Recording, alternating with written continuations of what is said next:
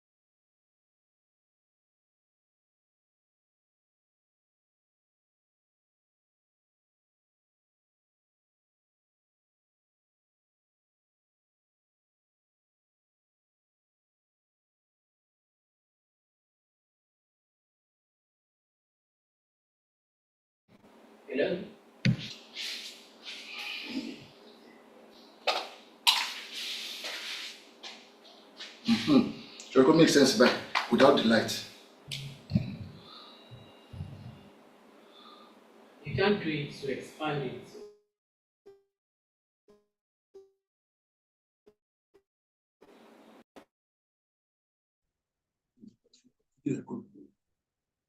Okay.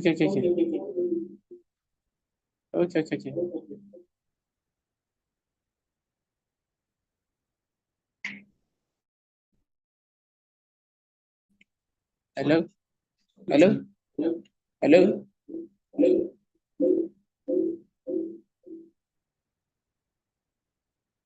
It's not a wish.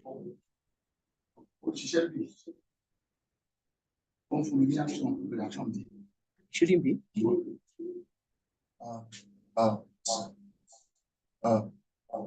It's your mic. Are you sure it's my mic? Wait. Hello?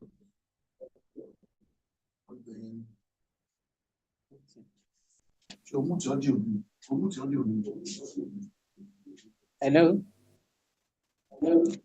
You know what? Ti mute audio mi bí. Mute. I know. Hello? Feel ṣé o ti mute bẹ́ẹ̀?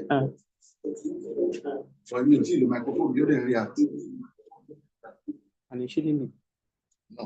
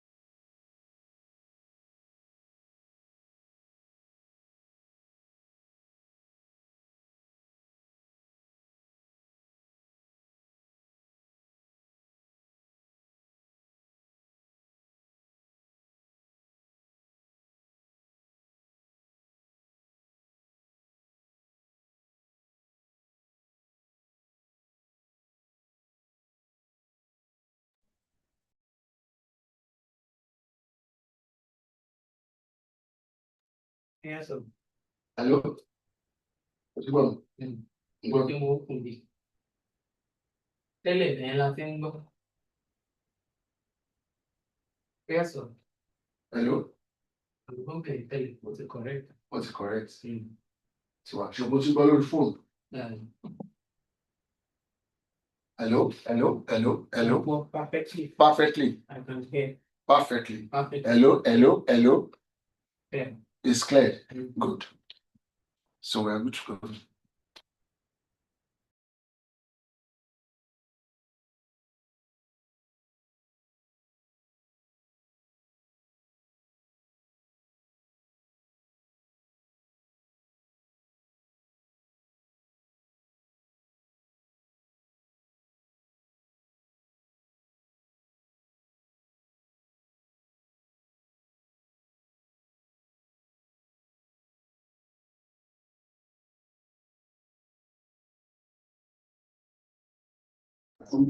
Time flies. This system has to be mute also.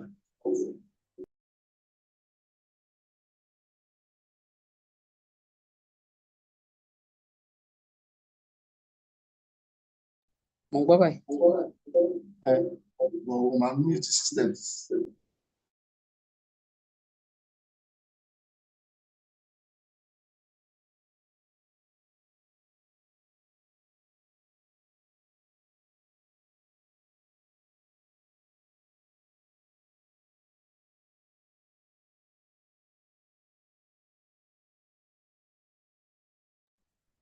Hello. Hello. So if users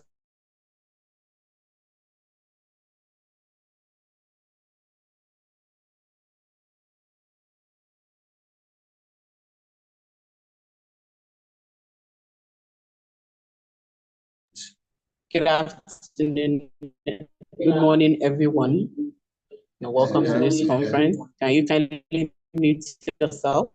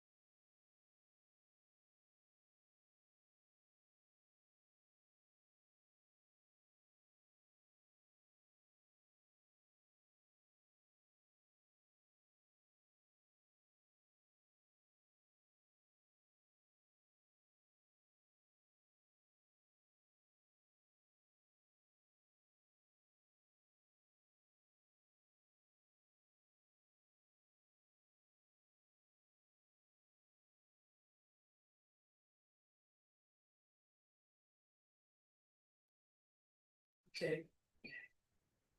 Okay.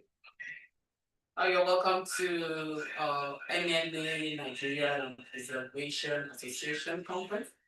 Yep, we're good to go. Thank you.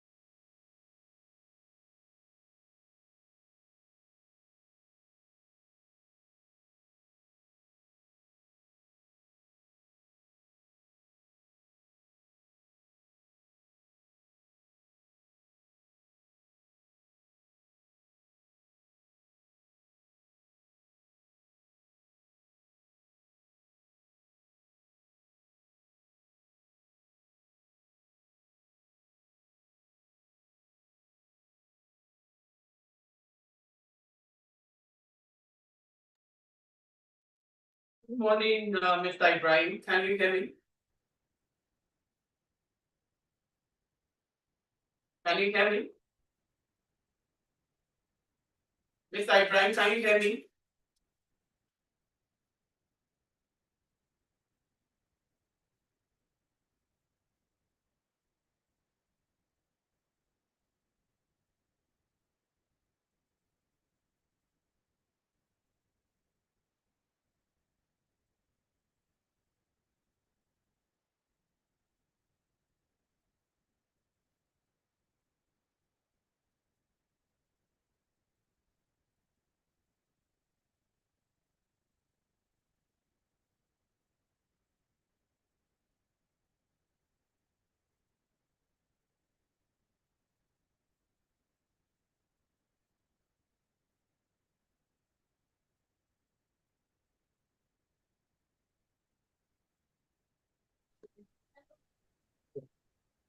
Mr. Ibrahim, can you hear me?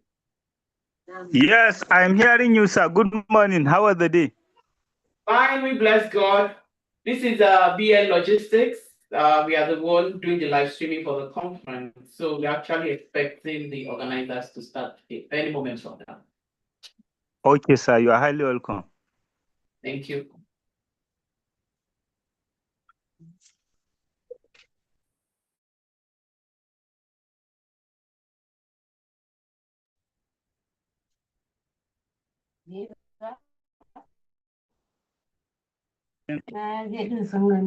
Mhm.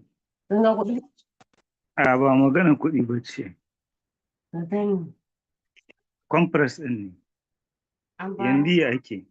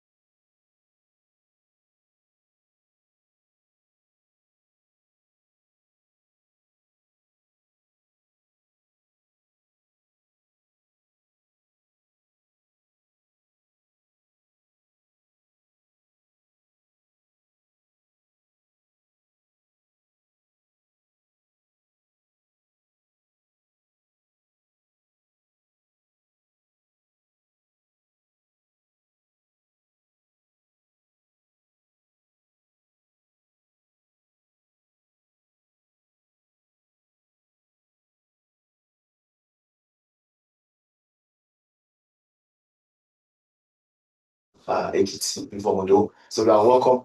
And we know that the conference will be educative, it will be rewarding, and it will be a platform whereby we can share ideas and new innovation in the profession. So I welcome once again. You are welcome. All right. So on behalf of the chairman of this section, Professor Abiola Abioye, and the host of today, I want to welcome us. In an occasion like this, I used to tell us that we are all special.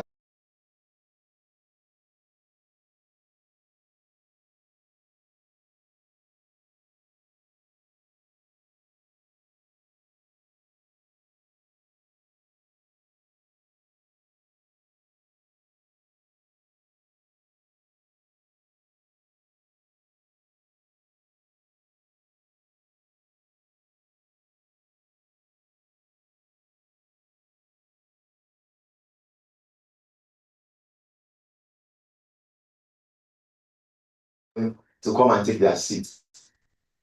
I hope you will do that with me. All right. So first, I want to call on the person that is hosting us today, the person of Professor Gabriel Olubumi Alegbele, to come and take his seats. Please let us welcome him. You have agreed and the Sudan the program on our behalf. So please let us encourage you. You are welcome, sir. To see you again after a long while. You are welcome, sir. All right. On behalf of the chairman again, Professor Abiola Abioye, I want to also welcome to join the host today on this special seat, the former national president of librarian of Nigeria, the former national librarian of Nigeria, the person of Professor Professor Larry. It's good to see him again. I saw him last week, and to the glory of God is ill and healthy again. Thank you so much, sir. And thank you for lifting the banner of this profession. I also want to welcome to join us at this special side of the divide, another profound professor. She's a special guest of honor today. So please join me as we have all agreed. Join me as I welcome to occupy another seat at the front here, Professor Iyabo. I'll not be down. I'll be down the seat last seat. Please join me as I welcome Professor Iyabo to come and occupy a seat at the front here. Thank you, man. They are always available for us so that they can give us the right direction in this profession. Thank you so much, man, for always providing the leadership role. Thank you so much. Your strength is renewed. All right. We also want to welcome. I'm sorry, I'm going to take her from our beloved senior colleague. I want to welcome the current chairman of the Nigerian Library Association, Oyo State Chapter, person of Dr. Sophia Adeyeye. You are welcome. Thank you. So now that we have all our special guests seated, I think it's best for us to start the program in earnest. So we'll start. Let us arise to take the national anthem. Please let's arise to take the national anthem. So we'll start with the national anthem.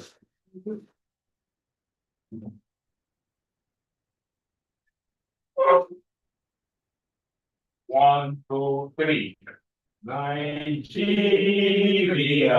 be there. Our own native land. Those right out on great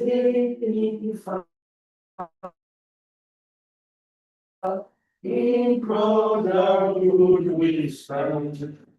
Nigerians all around us to stand. As the borderland.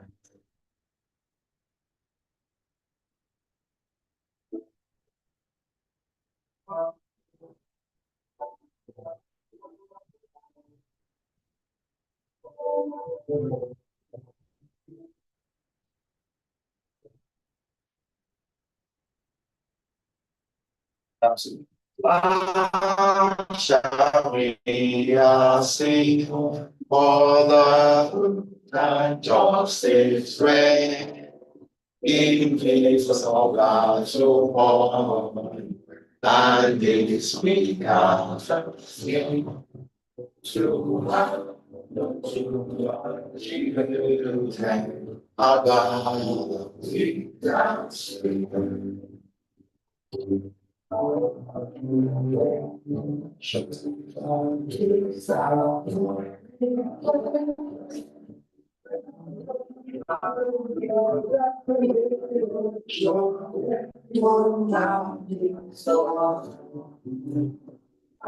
So with me, sun blazing, I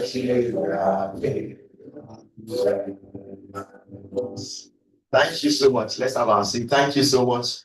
Let's love ourselves and we have tried. Thank you.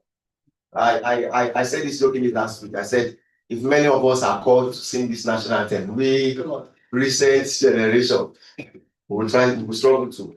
All right, so we want to go straight into the program today, as I will call on the chairman of Nigerian Library Association Preservation and Conservation Section, Ibadan. Section generally, NLA-PACS, to give us his welcome address, Professor Abiola Abiri. Please welcome him as he comes to elders in the profession, or may I say our grandparents in the library and information science profession. The chairman of Nigerian Library Association, Oyo State Branch, eminent and distinguished guests present this morning, participants at this conference, crew members, ladies and gentlemen. It is my pleasure this morning to welcome you on behalf of the Nigerian Library Association Preservation and Conservation Session to the opening ceremony of the 2025 Conference of the Association. I'm really delighted to see in our midst this morning the eminent people in the profession, those I have regarded as grandparents, those whose names, shake the profession. In fact, this morning I was happy that participants from the North, when they got to know that Professor Aina is here with us, they were really excited to meet him for the first time. They have read a lot about him, or, read a lot about him and read his literature. So, and they are really happy to meet him for the first time. This is one of the benefits of attending a conference like this. So we are really honored this morning to have our grandparents in the profession gracing this ceremony. NLA-PACS was conceived and founded in 1990s by our father and mentor, who I call the doyen of LIS profession in Nigeria, Africa and beyond, Professor Bumi Alegbeleye. And that was really in realization of the strategic importance of preservation and conservation of information resources by memory institutions. Theory of knowledge. The greatest obstacle to access to information resources is material deterioration and loss. Whether in the paper or digital environment, preservation is essential to ensure continued access to information resources. Just as in Law 2012 labeled cataloging as the soul of librarianship, I will also hasten to tag preservation as the linchpin of access to information resources. Interestingly, Both cataloging and preservation activities are aimed at facilitating seamless access to information resources in the custody of memory institutions. The theme of the 2025 conference is data preservation and security in the fifth industrial revolution era. About this time last year, I situated my paper presented as the guest speaker at the G. Rayola and Local Memory Lectures 2024 within the fourth industrial revolution, but then projected into the fifth industrial revolution, which is about harmonious human-machine collaborations. This, according to Noble et al. 2022, does pave way for a revolution or evolution in thinking about and leveraging human-machine collaborations for greater society well-being. It has been pointed out that the harmonious acceptance of human-machine collaborations draws a dividing line between the 5IR and the 4IR, which aimed at achieving efficiency through the instrumentality of technology. Data is crucial for informed decision making. The proper management of data from collection to utilization and preservation confers a competitive edge on organizations. The Nigerian Data Protection Act 2023 has far-reaching implications for data management and security in Nigeria. We as data processor, data controller, data protection officer, or even data subjects need to interrogate the provisions of the Act and be guided in our designs, or rather in our dealings with data.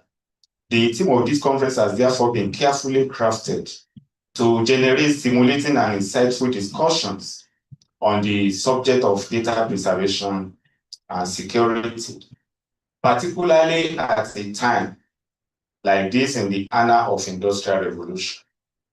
We were excited to have received high-quality abstracts in response to our call, and we had to settle for the best of the best, which have constituted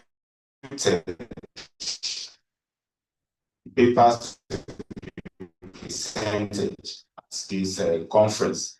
In fact, we are still expecting participants because we have not less than 20 papers to be presented at this conference. And most of the participants, in fact, all these presenters have registered. So we expect them to be here for their presentation. So we organizing a conference of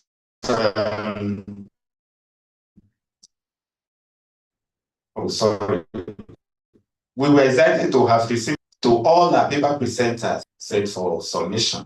So an exciting presentation of the papers and the invaluable contributions that they stand to make in advancing the frontiers of knowledge. Organizing the conference is a tedious process, but the task became less stressful with the support and guidance of our host and mentor, a distinguished and experienced scholar, Professor Pumi Alegbeleye, who, like a master coach, showed us the way to go at each junction of the preparation. We are particularly grateful to him for connecting us with the lead paper presenter, who is an associate professor of information studies at the University of Manchester, United Kingdom. I recognize and appreciate our special guests of honor, Professor Lenry Adnan and Professor Yapo Mabawanku, who are leading lights in library and information science field. They have contributed to the field tremendously, and we are happy that they are still here with us, and they continue to contribute to the development and growth field. Professor Ainan, for instance, has not been fully introduced. He was not just the national librarian, he headed the institution. He was instrumental. In fact, he founded and nurtured LIS in Botswana. And when he came back to Nigeria, he's been to many institutions. From St. Atilorin to then to Footmina, there to serve as the national librarian, and even before then, as the president of Nigerian Library Association. And his tenure as the president was impactful. Growth and development of the field, even in retirement, are immeasurable. You can see we thank God that we have them around. Even in retirement, they are still guiding us, showing us the way to go in the profession. We count their presence here this morning a great honor, and actually and most respectfully welcome them to this program. I also recognize and appreciate the presence of other distinguished scholars and guests for honoring us with their presence. I want to specifically acknowledge the chairman of Nigerian Library Association, Oyo State chapter, for being here with us this morning. She's in fact an active leader when it comes to the issue of leading in the LIS. She is also the head of the Department of Library and Information Science at the Leeds University.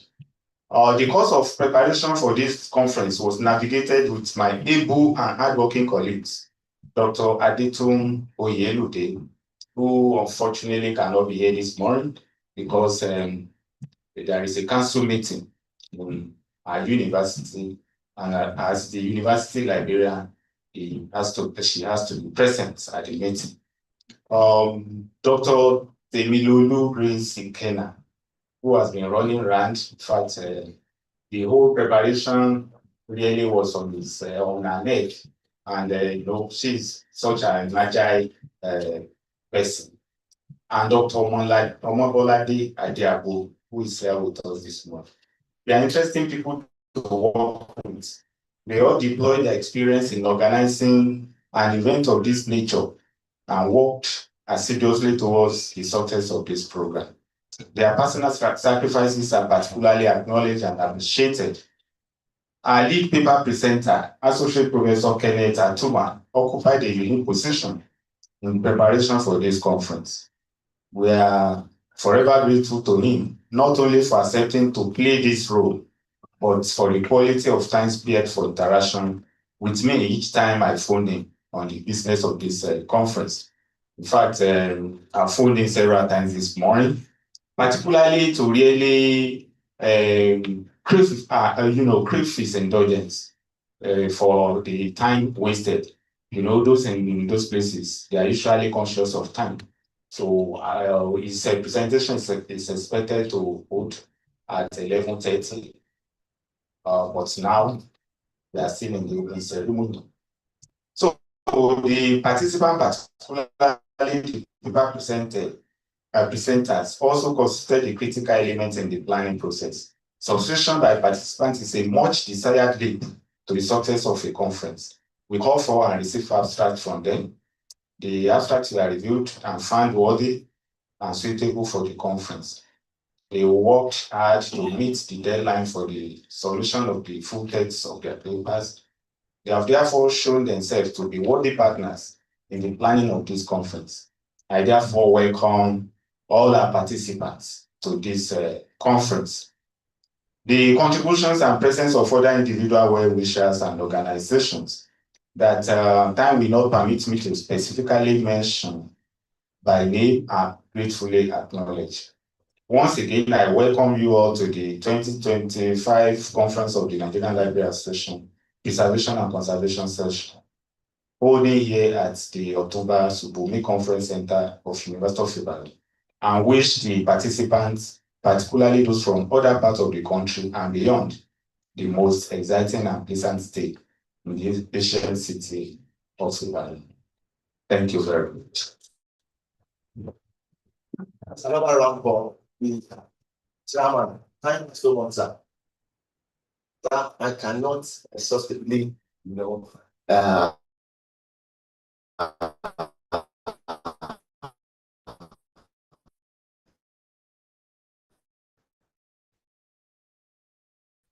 read out all your qualifications. And because the list is long, tenses together, or how to behave time that have a question like that, but I will prove. So thank you so much, man. Thank you, sir. Thank you, man. So it's a privilege to have them in our midst, and we must use that privilege. We must use that opportunity. We must make well use of it. All right. When the chairman was giving his address, he made mention that this conference was put together, or is put together not by him, but by other special people. So please let me quickly appreciate those that are working with the chairman. I want to appreciate in absentia the vice chairman, Dr. Adetun Oyelude. Please let us appreciate which is watching us online. I want to also appreciate the secretary of the section, Park NLA section, Dr. Grace Demilolo Ikena. I think she worked out now.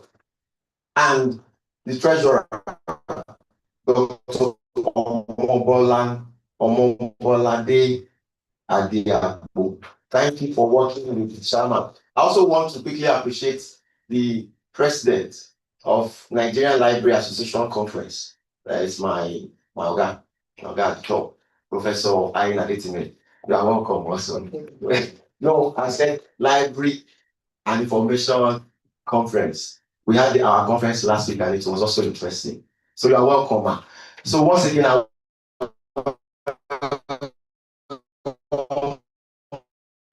everybody into our midst. Before we take this guest, we'll be taking that in quick succession, the speech from our guest. I think it's best that we take the speech from our head elder. Let's take it first from Professor Professor Elo, I know. Let's take from Professor Elo, I know.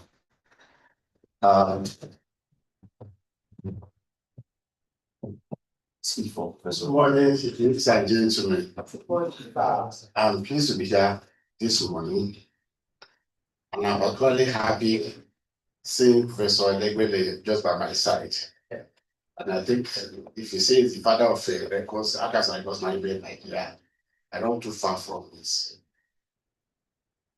This is a very interesting profession. Archives and records management. I never studied archives and records management.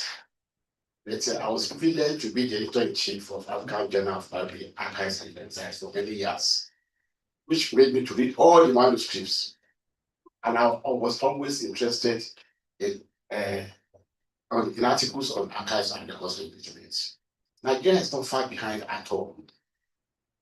But our problem is that we have not embraced this profession as we have done for library and your service.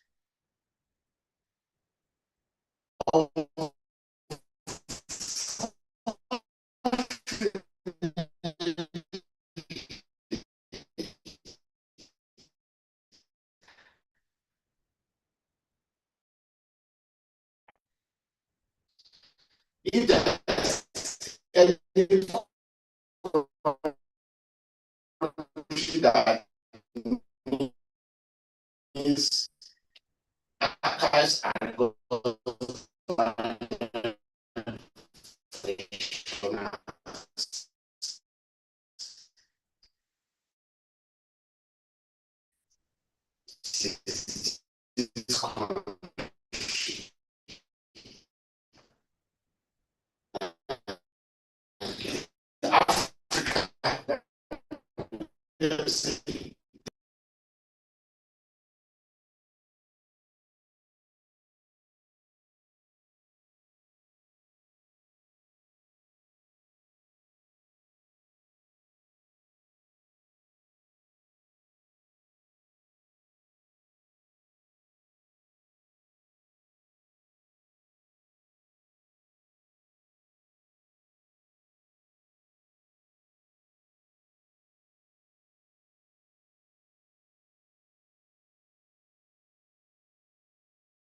on trying to make that place to be what it should be.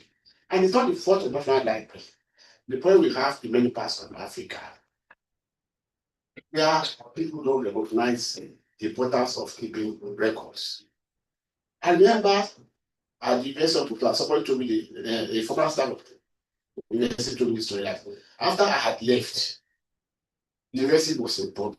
And I said, okay, many of the staff members who are at the University of Puebla were mainly foreigners. You know? So, and we are training also their own people. Then there was this policy that said, okay, now I'm going to recruit lecturers based on number of students. And the many departments were cancelled. They just said no, they would not exist anymore. You know what saved us in library studies? It was records. Because I was my section. Each time they attracted maybe about 80 students every year.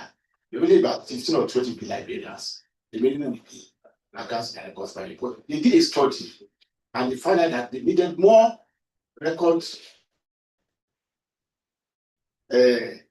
officers, more people with computer in account and records management than library and information science.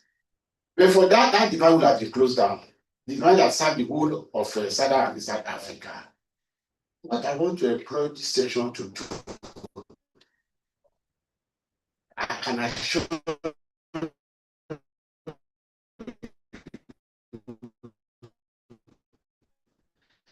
that the number of people that we need, because every organization, every family needs records.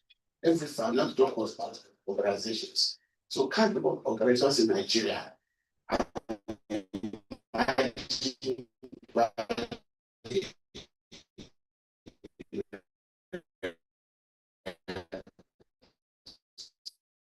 to keep records, not just to be advertised and so on and so forth.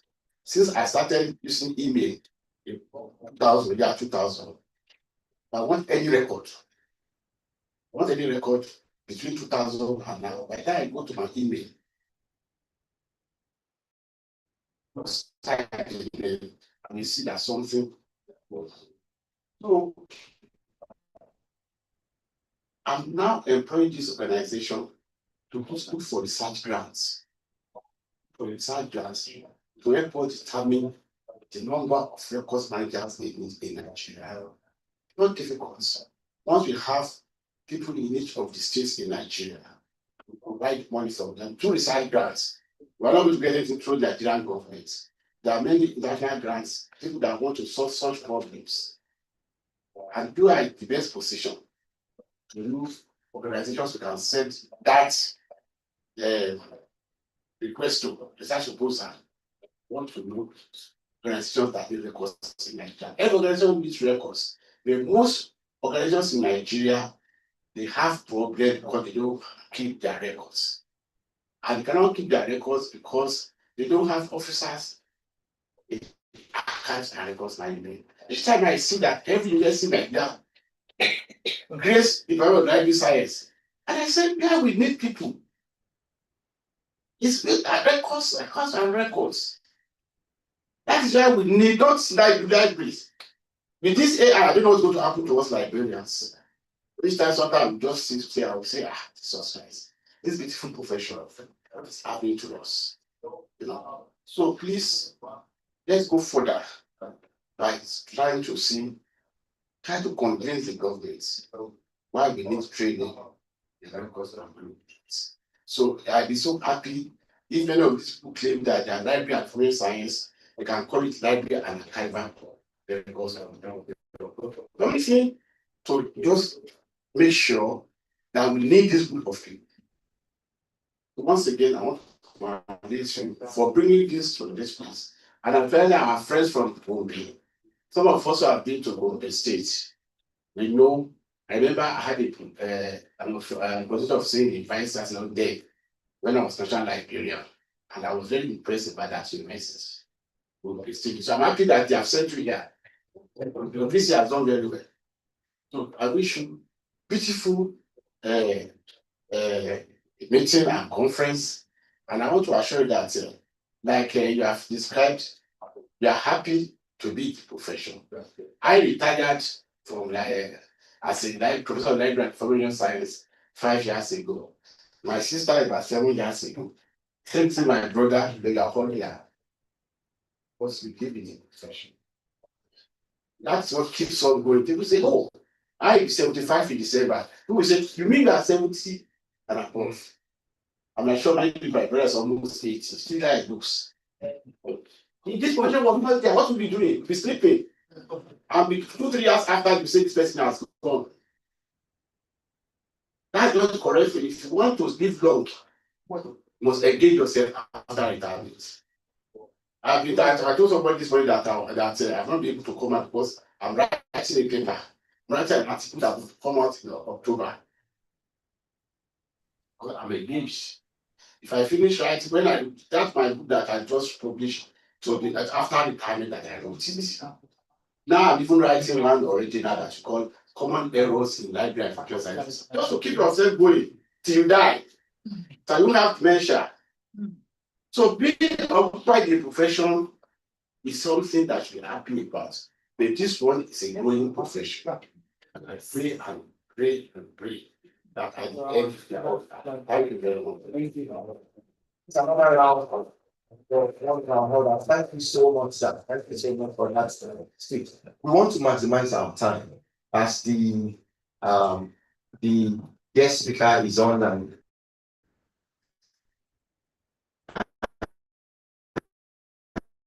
is ready to have us. So whenever and the chairman that you will suspend your speech till after. So we want to have the lead paper presented to us now to be presented by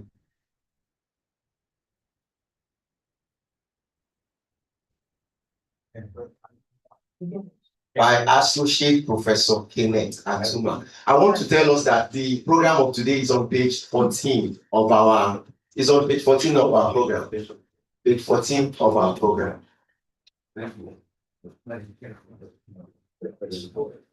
So I want to affirm. Is he online, man?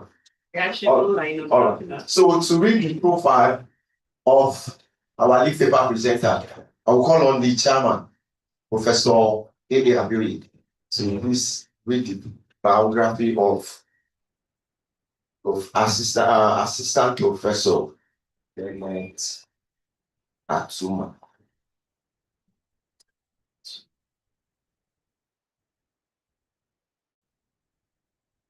Kenneth Atuma, first let me seize the opportunity to welcome to our midst the head of the Department of Library, Archival and Information Studies, University of Ibadan, Dr. C.A. Akambi. You are welcome. And let me correct the omission I had initially when I presented my welcome address. There is this my colleague, the Tails colleague, Professor, particularly acknowledged. Please stand up for recognition. Kenneth, the lead paper presenter is Kenneth Atuma. Kenneth is a knowledge and information management specialist and scholar. He is a lecturer, that is assistant professor in information studies at the University of Manchester, United Kingdom, where his main areas of expertise are archives, records management, and information governance and compliance. He is passionate about equipping the next generation of information professionals with the skills needed to navigate the complexities of the digital age. Previously, he taught at 2 higher education institutions in Nigeria and currently contributes to the development of the MA program in Library and Archive Studies at the University of Manchester. He teaches and assesses postgraduate courses in archives and special collections, records and information management practice, and the law, information governance and compliance. Kenneth has significant experience in academic and professional program evaluation. He served as a peer review expert for the Aquin Accreditation Commission, contributing to the accreditation of international programs at Al-Farabi Kazaa University Almaty, Kazakhstan. He has also participated in program reviews locally and internationally, including in Europe and Asia. His research focuses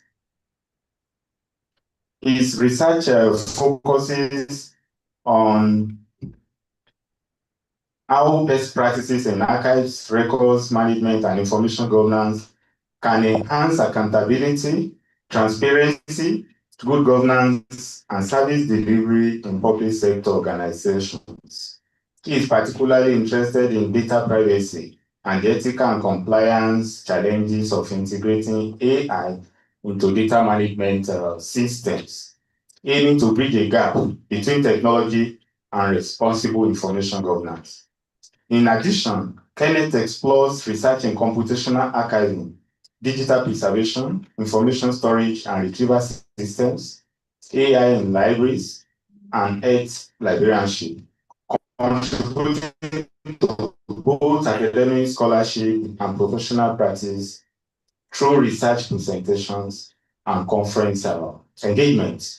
Ladies and gentlemen, I hereby present to you the lead paper presenter, Associate Professor Kenneth Atuma.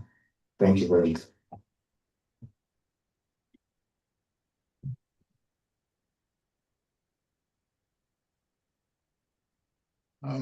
Good morning, everyone. I'm happy to be here today. Can you hear me clearly?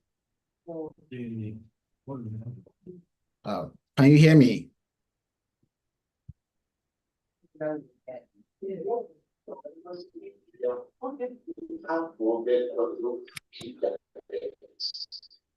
cannot do that because they don't have officers. Hello, can you hear me? Yes. Okay. Okay, so I'm going to share my screen before we proceed. Thank you all for being here today, and I'm happy to be in your midst today, and I'm very privileged to be the lead presenter for today's conference. I got the information quite late, but I wanted to contribute significantly to whatever happens back at home. Of course, I'm a Nigerian, and even though I live in the UK and I work in the UK, but I'm so much passionate about what happens within the GLAM sector in Nigeria, gallery, library, archive, and museum. So I'm always willing to contribute my own quota towards knowledge sharing and knowledge exchange. I'm going to share my screen. I wanted it to be an interactive section because I have Mentimeter attached to it. So are you able to scan the Menti so I can possibly share the results on the screen? Is that possible? So if it's not possible, then I can just roll over. If it's possible, then I can display the barcode so you can scan and put in your answer. So I want it to be like an interactive section.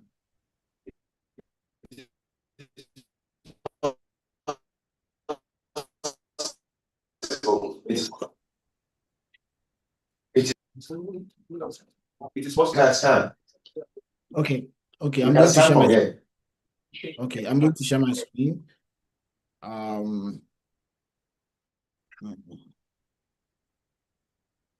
Okay. So for today's presentation, I'm basically going to focus on a topic which I think is really central to the theme of your conference for this year.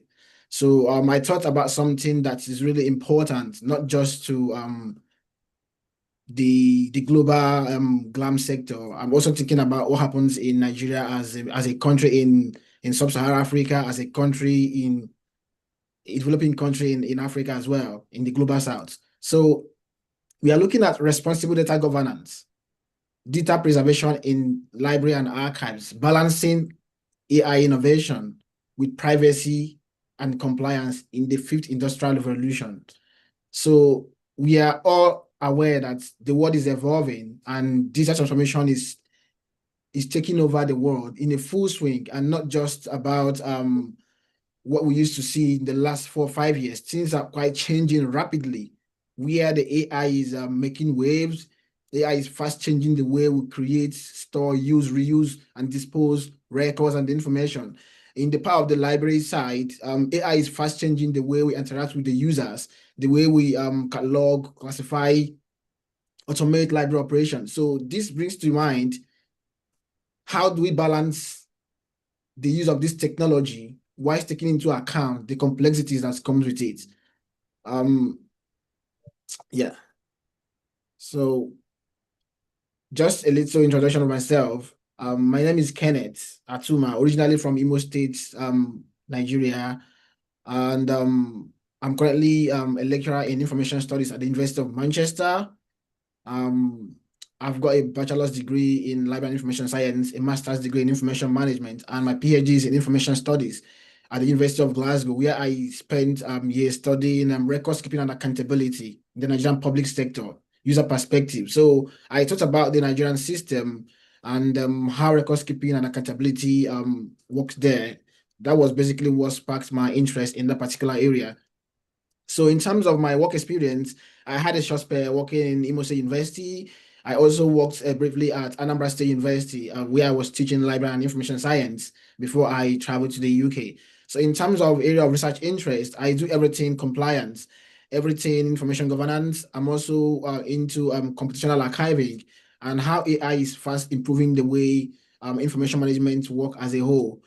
And I also do research between the intersection between AI and policies, and particularly how do organizations in the public sector and the private sector organize their records? Are they compliant with the relevant regulations across the board? So that is basically what my interest is all about. So let's hit the ground running. So I don't know if you are able to scan the barcode, but if you can scan the barcode, fine. But if you can't scan the barcode, then I would be happy if you can put in your responses in the chat box, because the barcode might take us a little more time. So I would prefer you put your answers in the chat box. That would be fine. Then I can interact from there. So what is your thought about fifth industrial revolution and artificial intelligence and in library and archives? So do you think it is a necessary evil? Because what we're talking about is how human interaction has been empowered, enabled, facilitated by artificial intelligence. So do you think the AI is a necessary evil? What do you think? What's your thought about it? So most times when I do presentations in conferences, I always want to spark a kind of some thoughts amongst participants. What is your thought about AI? Do you think it's a necessary evil? Can you see my screen? Yes. Okay. So thinking about the fifth industrial revolution, a generation. So do you think AI is a necessary evil? What do you think about the AI? I think I will try to see if I can pop up the screen and can you see my screen?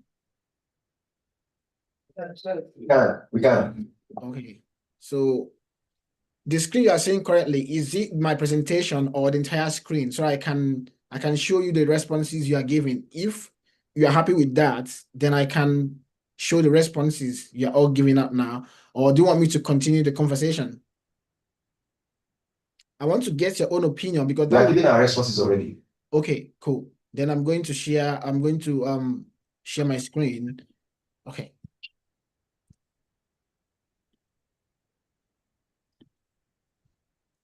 So can you see my screen now? Can. Okay. So I'm going to pop up the screen and let's see what the results looks like. Okay. Some person said yes, it has come to stay. It's not. Some said it's not an evil. Okay, so are there more responses coming in? What's your thought about AI and being a necessary evil?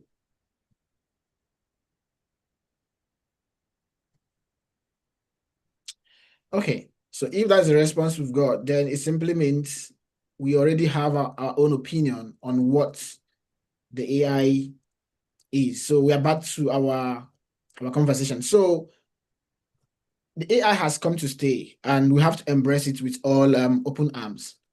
But at the same time, it's important for us to take into account the complexities. So the AI is an interesting piece of technology. Is what is basically powering the fifth industrial revolution. People are embracing it in all sense. Manufacturing industries, health, education, information management is not left out. As a matter of fact, we are basically the engine room driving this transformation.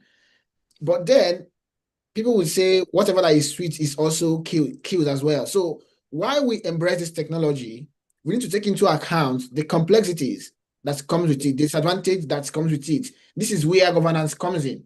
This is why we begin to talk about data governance and responsible use of the AI.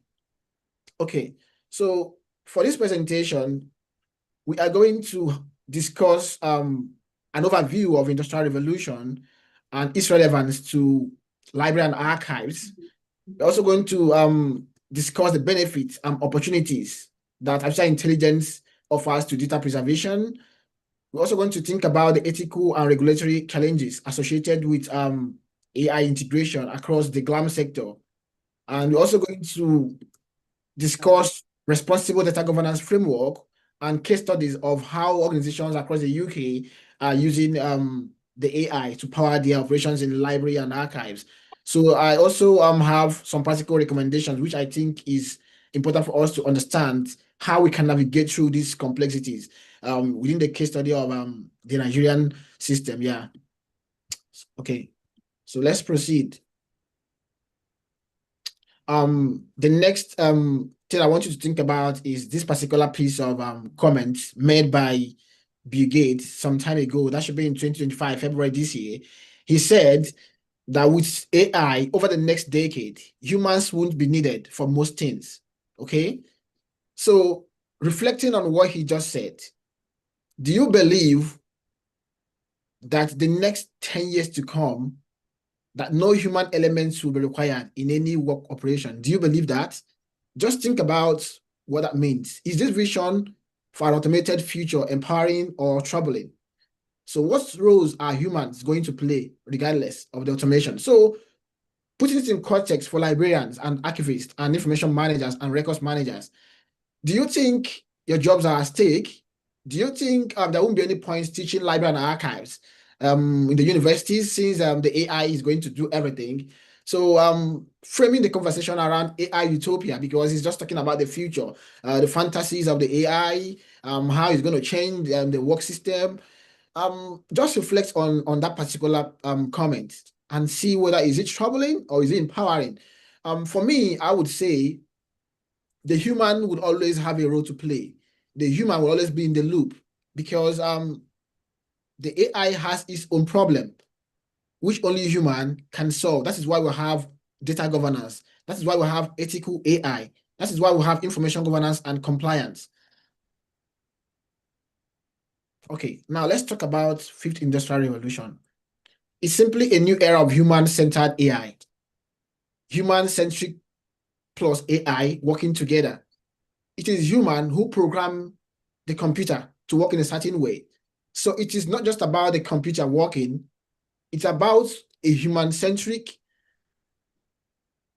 working together with that piece of technology to improve our lives, to improve the way organizations create records, store them, organize, use, reuse, and dispose them, and secure them as well. Think about librarianship, a situation whereby you can possibly use the AI to power library operations for greater efficiency and not to replace them. So it combines human creativity and AI capabilities for smart solutions. That is simply what we find ourselves in, and we have to embrace it with open arms. So libraries and archives are increasingly digital and AI enabled. It's happening all over the world. It's happening here in the UK. It's happening every other places. And we believe we have a problem back in sub-Saharan Africa and the global south, where finance is always a key challenge, policies and things like that. But at some point, it's something that needs to be done. So think about the ethical legal governance framework. and why it's essential in this transition. These technologies are very, very interesting, I can tell you. At the same time, they are very, very complicated. That is why governance is necessary. So the focus is on balancing innovation and responsibility. While we are continuing to employ or deploy these technologies, we have responsibility to manage them, to oversee whatever it's doing. So why data governance? Why does it matter? So library and archives stands to gain massively from this, but we must manage data responsibly. Okay, let's proceed. So I thought it wise to give us a little overview of what ethical AI implements. So when we talk about data governance, we're talking about controlling data, managing the overall operations, existence, usage of data. So ethics is simply a set of principles or morals that helps us to discern between what is right and wrong. And AI ethics is a multidisciplinary field that studies how to optimize the benefits of artificial intelligence whilst managing the risk and adhering to some outcomes that it basically comes along with it. So it can also mean principles and guidelines, a set of principles, a set of guidelines responsible for the development, use of artificial intelligence. That's what we call ethical AI or AI ethics. So it ensures that AI systems are fairly used in a transparent, accountable, aligning with human values. We accept that the AI is here. That doesn't mean the AI should submerge the human. That doesn't mean that our data should be compromised simply because we're using the AI. That doesn't mean people should lose their job, even though people are losing their job, by the way. But then the human elements will always have a role to play. That is why ethical AI is there.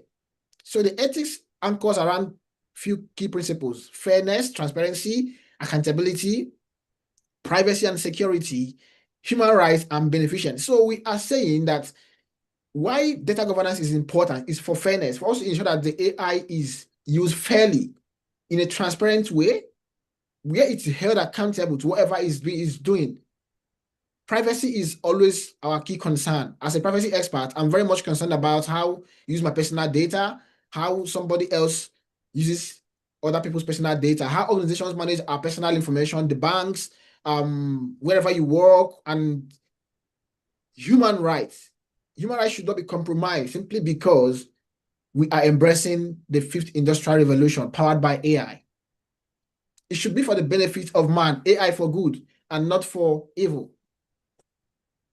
Okay, so could you go back to put in your opinion on this one? So how many of you have worked with AI already, or possibly in data preservation or within the library and archive? I'm not entirely sure how fast organizations across back at home is actually deploying the AI, but it's always good to understand what is really happening, because that would also shape the conversation we will have as we progress in the discussion. So put in your opinion there. Are you already using the AI across your organizations, but either in library or in archive, or is it still an opinion that is still being decided by the management?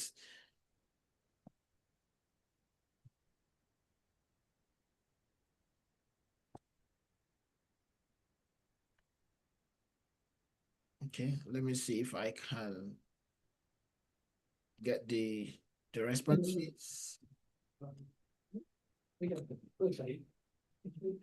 Let's view the results. I have AI tool. Okay. I used AI tool. So are you using AI tool for your personal use, or are you using AI tool to enhance your operation as an archivist or as a librarian? So I've just got one response saying I have used the AI tool. So when it comes to library automation, the AI is powering. I have used the AI too. So for example, the AI is helping libraries. Sorry to cut you. Please, can you help us share the previous skit screen so that we can do the code? We want to scan the code again. Okay. Thank you.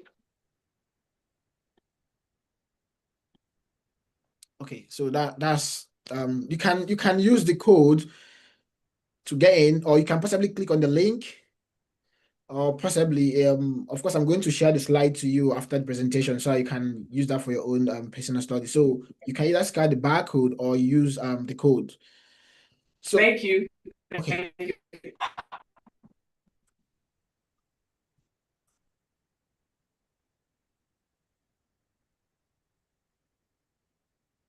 Okay, so I will get the result. So I will get the result for everyone to see. So let's proceed. So let's talk about opportunities of AI in library and archives.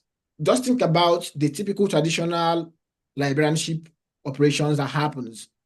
Think of how AI could increase the way it functions. For example, AI automates cataloging and metadata creation these days. That's what they do here in most academic libraries. As a matter of fact, we have a director for AI strictly for the library. So what he does is to engineer how we can effectively deploy AI. I mean, this is a big role where he earns a lot of money. So what is he doing? He's practically there to ensure the seamless deployment of AI across the university library in all aspects of the university library, cataloging, how to harvest data for students' use of the library. I mean, so many ways we can do that. For example, in archival area, we are basically using the AI to visualize those manuscripts that are getting fancy. I mean, in all aspects of archival operations. So think about how AI automates cataloging and metadata creation, increasing efficiency, predictive analytic forecasts, preservation need and usage trends. So the AI is fast replacing the human, to be honest, because it's as if they make things easy, they make life easy, but at the same time, we can't avoid them. Talk about intelligent search and enhancing search. When you want to go and solve for a particular material to the university library system, by the time you search for a particular text, you see that the AI is already popping up other relevant materials that might be essential if that particular one does not serve your need. Think about AI reducing manual workload in the library. For example, if you decide to return your library collections, possibly you brought a book in the library, you don't have to meet any staff. You simply go to the checkpoints, log in, and I mean, this is just how the AI is changing the entire process. Even when they get new books, the AI just get them sorted, and think about opportunities for innovations, data preservation. These days, we can save data in large size in a very small space in the cloud, which we don't even see. This is just what the AI is doing. So think about information professionals yourself. How does AI improve on the way you work? The AI is there to support you in the way you discharge your duties. You can use the AI to possibly edit text and review text at a very fast pace, rather than spending weeks and days to review some certain text you are working on. So think about smart libraries. We have them, a lot of them in China and in the US. And think about user services, where you already programmed some certain Q&A questions, and then you see the library users interacting with the computer without necessarily having a staff to be on ground. And the AI is purely changing the way the GLAM sector works: gallery, museum, library, and archives. Okay. So let's look at the risk and the challenges. Of course, like I said, the AI is an interesting piece of technology, but it comes with a lot of complexities. Okay. I wish I had the entire time to get so many slides in here, but I have to limit the slides to make sure I get the key thing. So risk of violating data privacy. Okay. That is one of the key concerns of the AI, because I mean, there are practical examples I would have wanted to provide, but I wanted to just limit the presentation to a more conversational one. So I was in Atlanta in April, where I talked about ethical AI in information governance and compliance. I discussed about the complexities People, we are very much interested in AI. I mean, tech companies, we are all marketing their products, but nobody thought about the complexities that comes with this piece of technology. I gave them 6 to 7 instances where the AI is already causing a lot of problems. Privacy is being violated across organizations. People no longer have privacy. So you can imagine someone having a kind of a glass, and once he looks at you, he knows your name, your address, your phone number, where you live. I mean, that's a lot of compromise. That is violation of privacy. At the same time, countries are taking serious steps to develop policies that would keep people on their right track in the use of the AI. So we have GDPR, which has been about data protection and regulation in the UK, in the EU. Then Nigeria have NDPR, which basically came on board in 2023. Yeah, that was when we had a robust framework, which guys are again are on privacy anyway.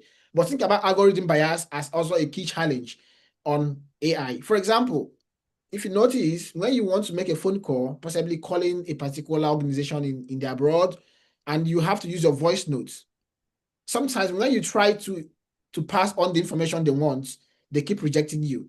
They keep telling you, I can't hear you, please try again.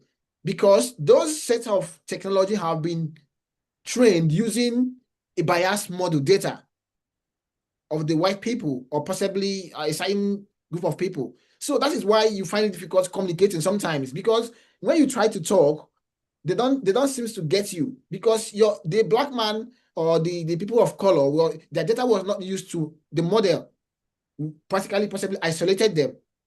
Also, there's a typical example where a particular piece of software here in the West practically was sorting out people that have got disability in job application. Okay, so people that have got one form of disability or whatever, once you click for an application process and they ask you, do you have a disability, and you say yes, automatically you are being deleted immediately. So this is a bias which was powered by the model of data they use to train, because the AI is being trained with data. They get a lot of data, put it in there to train the computer. So if they are biased, then it simply means it's a key concern. Okay, and we have to be worried about these things. Think about lack of transparency. Most people don't even know how this decodings we are done. Nobody knows how they're being done. So we need to know how these systems we are built. That is where audit comes in. That is where compliance comes in. That is where information governance comes in. So we need to know how this piece of technology has been designed at the back end. That is where transparency comes in. But most times they lack transparency. But many thanks to the recent outcry and coming up across board, asking for proper accountability on the models used to train this piece of technologies. Need for explainable AI systems, because it lacks user trust, because there is nobody is held accountable. They simply design it to and tell you, okay, we can use that particular technology to do it. But then we don't even know what was done behind. If we basically know, then we feel more relaxed. For example, for me, as someone who is a privacy expert, I might be biased in this, but I don't use any technology designed by China. That is the reality. That is for me. My reason is quite simple. China is an authoritarian regime, and they have access to people's data. People don't have privacy in China. So that is why myself, as an individual, I don't basically use any technology that is practically powered by China. Like we have ChatGPT, which is basically the West anyway. We have Prelexi, we have DeepSeek.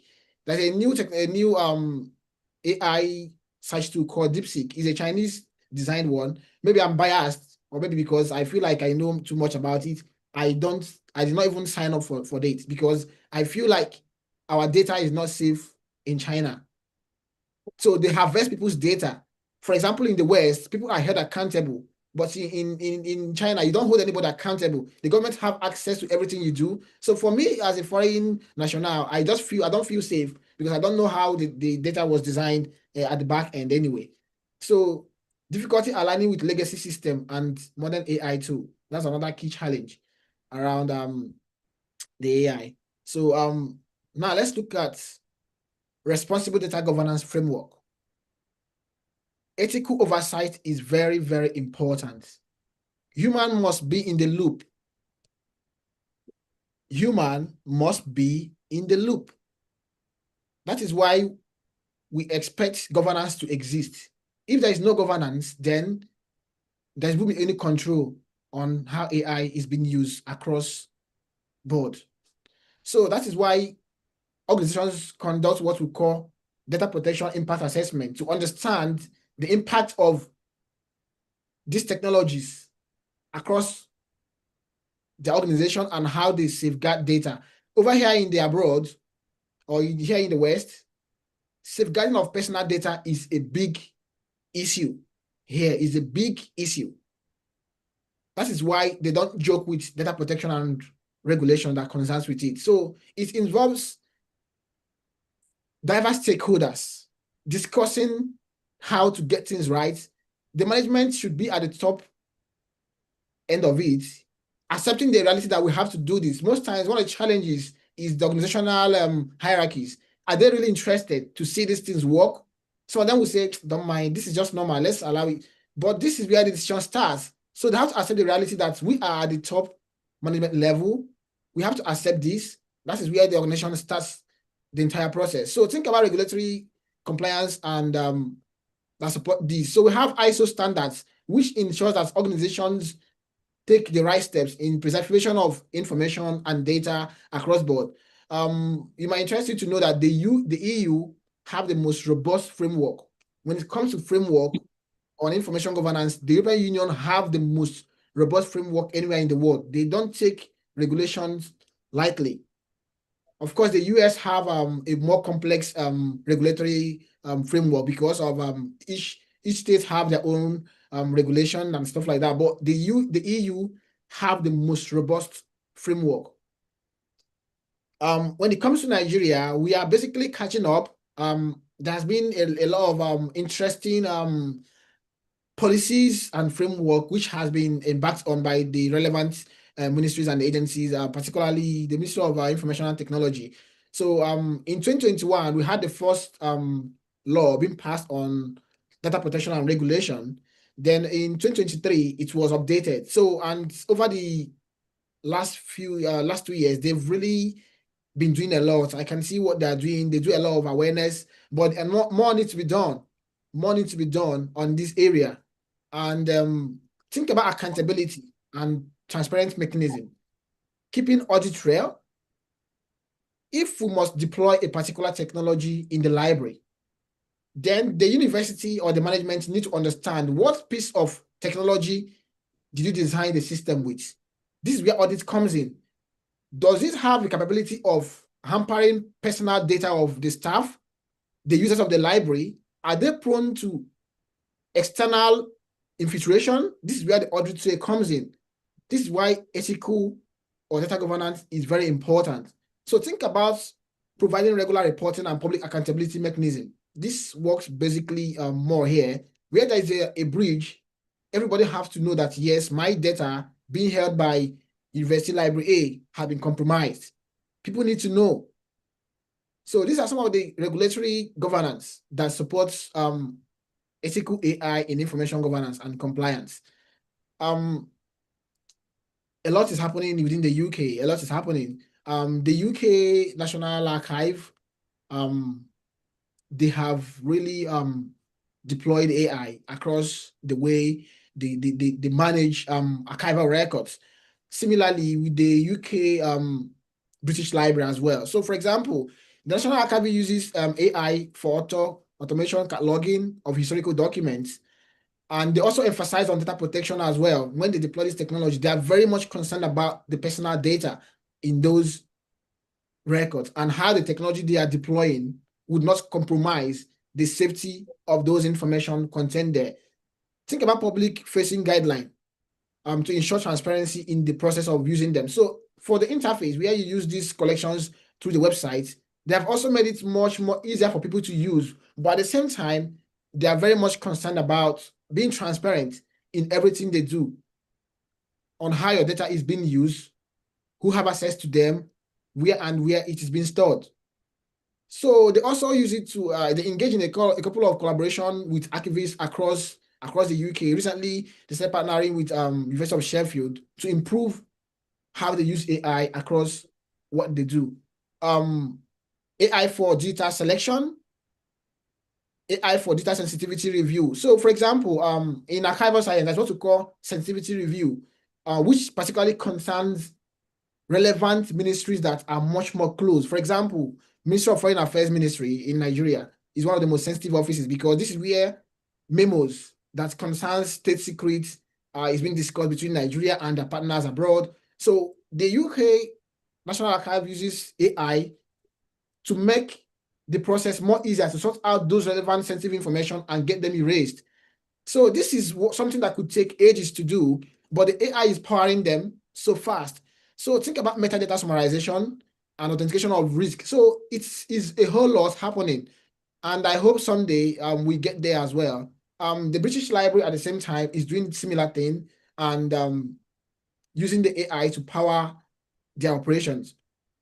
So in the Nigerian context, we have a very complex situation, which has always been the same, but I hope someday we get it right. For example, yes, the NDPR have some set of standards, particularly around data protection and regulation. But our National Archive is, they lack the necessary funds, they lack the necessary policies to empower them to get fundings, to get things working. I mean, the National Library in its own self is something that they've been doing a lot lately, but at the same time, we know how long it's been taking to finish the structure in Abuja. I mean, so this is basically something that we need to talk about, we need to take seriously, and we have to key in with these changes as they come. We have a lot of challenges, limited funding for infrastructural upgrades. They need to upskill and reskill the staff across board, inconsistency, implementation of government framework. I mean, there's no drive. The policies are not forceful to get all relevant authorities to get on their toes. These are some of the things we've been talking about, and we hope someday it's basically start working out. Think about opportunities that exist to leapfrog responsible AI use with the right investment. Sometimes government will have to expand or allow these libraries to source for fundings outside Nigeria. There are a lot of organizations who are willing to support this initiative, but sometimes I can tell you, somebody can possibly go and get a funding and come on ground, and someone says, why do you want us to use the AI? Why are you empowering us with AI? Do you want to start having access to our data from your back door? I mean, these are basically some irrelevant discussion that could come up. But cooperation is something that is very, very important. The right investment, people are willing to invest because there are people who have set out to support charity across the world, not just about the West, both in Africa, in Asia. So we have to seize the opportunity as they come. Yeah. So my recommendations would be for Nigeria as a country in sub-Saharan Africa still developing, and also a country in global south still trying to get things right. We need to develop a more localized AI ethics and compliance framework for library and archive. Currently, there is none. The Ministry of Information Technology is doing a lot of policy drafting, but I can tell you they are more focused on the bigger fish where they get money, possibly the information communications, the NCC, because they feel the library is a charity thing and they're not generating money, which is a big concern. We also need to be concerned about it. So there needs to be a more localized ethics that aligns with library and archives. We also need to provide a continuous professional development on privacy and digital governance. I've been thinking about how we can integrate a robust curriculum in this area back at home. Is something that needs to be done. So we need to make sure things are done in a way that could provide a robust training across boards to support the team. Nigeria is a very large country, and we need to feed the system. The system needs librarians. The system needs archivists, but only with the right trainings, you are being empowered to do more. So people are willing to do, but they need those training provided to them. So we need to encourage collaborations across institutions and sectors. Most public sectors have finances. It's something that could possibly involve collaboration with relevant agencies that have got the money to support this initiative across board. Also, setting up internal audit review mechanism is something that organizations also need to start thinking about. You know, it's about the technology. How do you audit this system to ensure that the data is safe? Where are they being saved and where are they going to? You need to know. So it's also good to align with institutional policies and national and international standard. Most schools don't even have policy on AI. I can assure that for now. It's something that needs to be taken into account. The national level, they are doing a lot to draft policies, but we need to drive these policies, see them working. We have a lot of international standards on AI policies and data governance, which we also need to take into account. I think in conclusion, AI and machine learning is a game-changing opportunity for data preservation. That is the reality. It is making things easy. But I know people are much more worried. Am I going to lose my job? A lot of people get worried here in the UK and here in the West about losing their job. 1 month ago, I was privileged to speak to a large staff of Shell based in India, Netherlands, and the UK. So they are trying to deploy AI across their information management as a whole. But at the same time, they are worried about people. People are worried about how they might lose their job. So I simply told them, you are not there to lose your job. The human factor, it will always be there. So make yourself relevant by reskilling and upskilling. So without governance, innovation can result in data misuse and ethical failure. That is why information governance and compliance is very, very essential in management of information. Libraries and archives must lead in defining responsible digital future. And AI governance first approach ensures public trust and sustainability. We have to ensure that the technology is used in a responsible, fair, and transparent way. These are areas which I think the Nigerian Library Association and Society of Archivists should support the researchers to engage in research, active research in this particular area. So AI is a great opportunity, but if only paired with the right responsible governance and transparency. And with this, I think we can get it right. Thank you all for listening. I've got a lot of references which are very helpful. So you can have a look and use that to support your own personal research. So I've got a lot of them, which are essentially on ethical AI and information governance. Feel free to get in touch with me if you've got any questions around ethical AI, information governance, and compliance. Just let me know. I'm always happy to connect with people whose research aligns with my area. Thank you all for listening. I'm here to take all questions. So if you've got any question, just put in the chat box. Thank you, Professor Atuma, for that beautiful presentation. I hope you can see us. We must affirm a lot has been going on now, and the issue at stake now is how to integrate artificial intelligence into all spheres of life. And I wrote here, I said the integration comes with a lot of issues. Last week, somebody made mention that in their university, they've stopped to use AI tools to check similarity index, because it is not, to them, it is not right to use a thief to trace the path of another thief. So, and these are common issues that are coming up in areas like this. And I know we all have opinion suggestions before our lead presenter goes. Please to anchor and moderate this part for us. We'll call Professor Lebele to please anchor and moderate this part for us. If there are questions, opinions, suggestions that we want to give after this presentation, questions we want to ask the lead presenter. All right.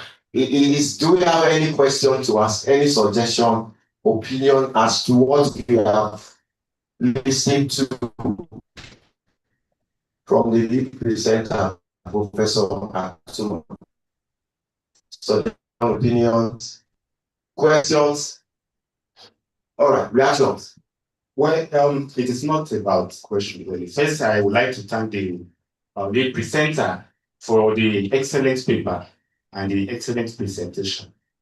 However, I just want to comment on one quotation which he presented to us. That is what is the name of Microsoft giant. Microsoft giant. Bill Gates. Thank you very much. I don't know why. He actually said that he quoted Bill Gates saying that with AI, the jobs are on the line or on the way out. So I remember that in the 1990s, the same Bill Gates said that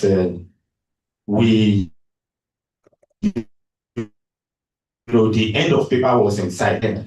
The end of paper was in sight. And incidentally, today, we still have paper. Of course, because of his presentation and of course, in his conclusion, the presenter, he actually also agreed that human element will still continue to be relevant.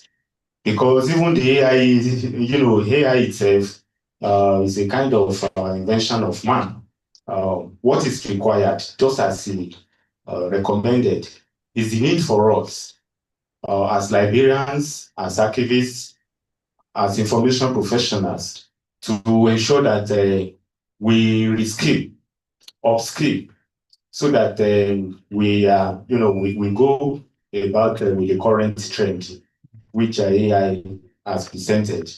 Or we are even looking into the future, and maybe something greater than AI will still come our way. So thank you very much. Thank you so much, sir. I don't know if Professor Atuma is still there. Are you still out there, sir?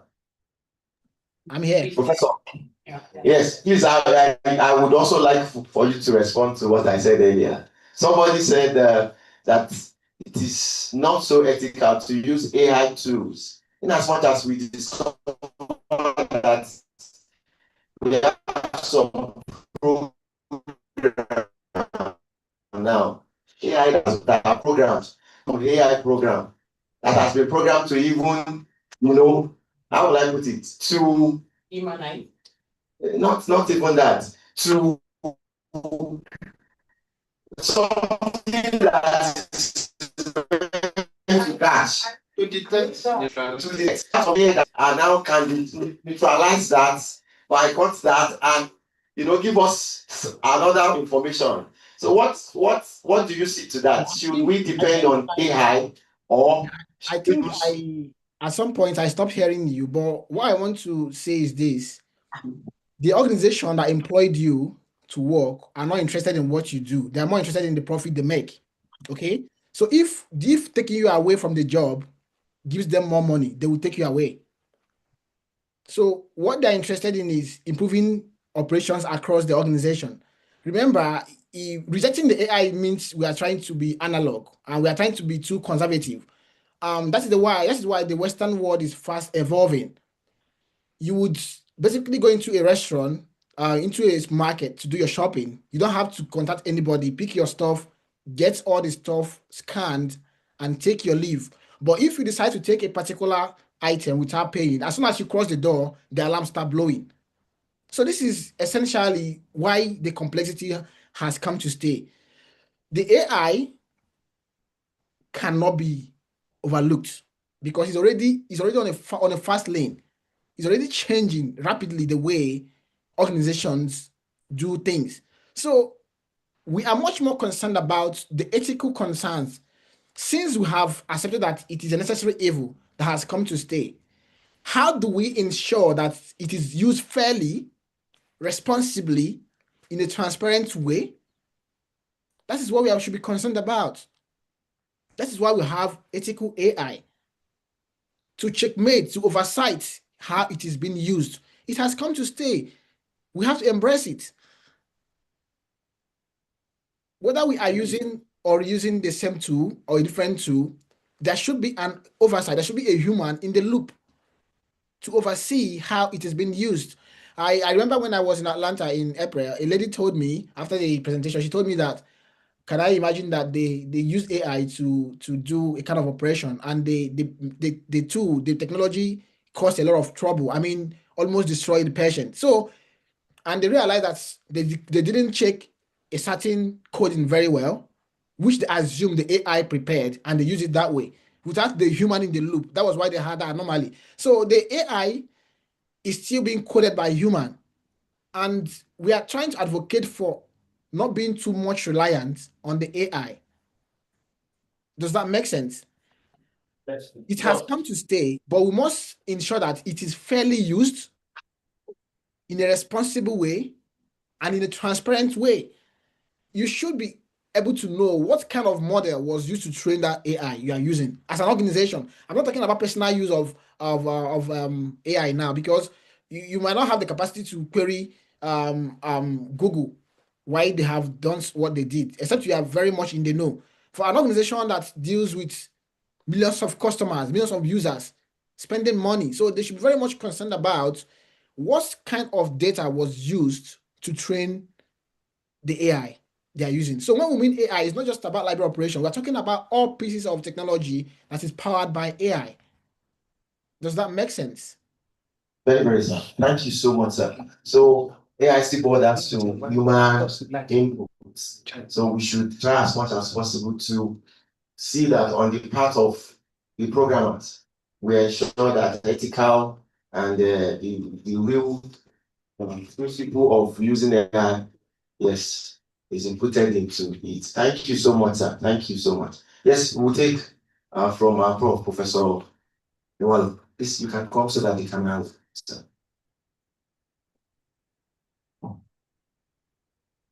Good morning, my reverend professors. Good morning. Good morning, organizers, Professor Agye and the Nigerian Library Association, Preservation and Conservation section. I'm very happy that this section is working on initially one day. And now that it has come to stay. And we want it to overtake. If possible, use AI to overtake. Yeah. Overtake. Those who have been there, it's allowed. Overtake is allowed. So I want to greet my namesake, Kenneth. Also Kenneth, my name is Kenneth Mwamba. So Professor Kenneth Atuman, good to see you. Not many people answer Kenneth, so when I see those who answer it, I'm very happy. I'm very happy. So you have presented a very erudite lecture, and we are very happy with it. While we are talking about ethical use of AI, of course, the theme of this conference is data preservation and security in the 5th industrial revolution era. I think the primary thing we should even talk of in Nigeria, and we can narrow it down to the University of Ibadan, is how AI can assist humans, assist the system to manage and conserve records, conserve and preserve records. Take a situation whereby you come to a student wants, what is it now? Is it a student may say, please, I want my transcript to be sent to XYZ address or university or organization. The first thing they do is to go and even find out whether the student graduated. And they tell you somebody has to go and search the past convocation programs. Somebody has to go and search physically, and it is in a large area, perhaps it is crowded. I won't enter there. So, and they can tell you that that same person is also busy doing many other things, as UI is unemployed. So, and each time you call your contact person, you say, that person is still busy. That person. Meanwhile, the person who needs the transcript is losing an opportunity. And so you can see that instead of going to search manually that way, if AI is deployed, then immediately the request is made, the search is made. It can be confirmed. Even under computerization should be able to confirm whether or not the person graduated at the time, even without talking of AI. But now, for that to happen, to AI to even be deployed at all those documents ought to be, digitized. And not just digitizing them, make it work. Somebody said today that we should make the system work. I think it is the presenter, Professor Atoman, said it has to make the system work, not just to make a policy, but a policy that works. If there is no power supply, the whole thing becomes useless. And other supports. So there must be seriousness once and for all, moving forward and never backwards in terms of implementation of computerization in general, digitization, and then now AI. First things first, how many libraries in Nigeria have truly digitized? Perhaps if it is in one unit, it will not be in the other unit. Even the existing one will be down now, and this system is down. People resort to going back to the shelf to search. But can you search on the shelf what is an electronic resource that was not printed? So you need to search the system, and the system isn't working. So there must be a very serious effort by the Nigerian government, the organizations in Nigeria, the Nigerian Library Association and all agencies, the National Library, and all stakeholders in Nigeria, private organization, to say, let us allow modernity to permeate us. Let us embrace digitization. Let people no more suffer. Each time a pensioner comes to queue to submit documents he or she has submitted many years even before retirement, each time they want to do verification, the person has to come again. Even here in the university, there was a time we nearly had a stampede because they will send people from Abuja, small boys for girls, and they just send them, all of us, old and young, will come and queue before them and be silent on our documents.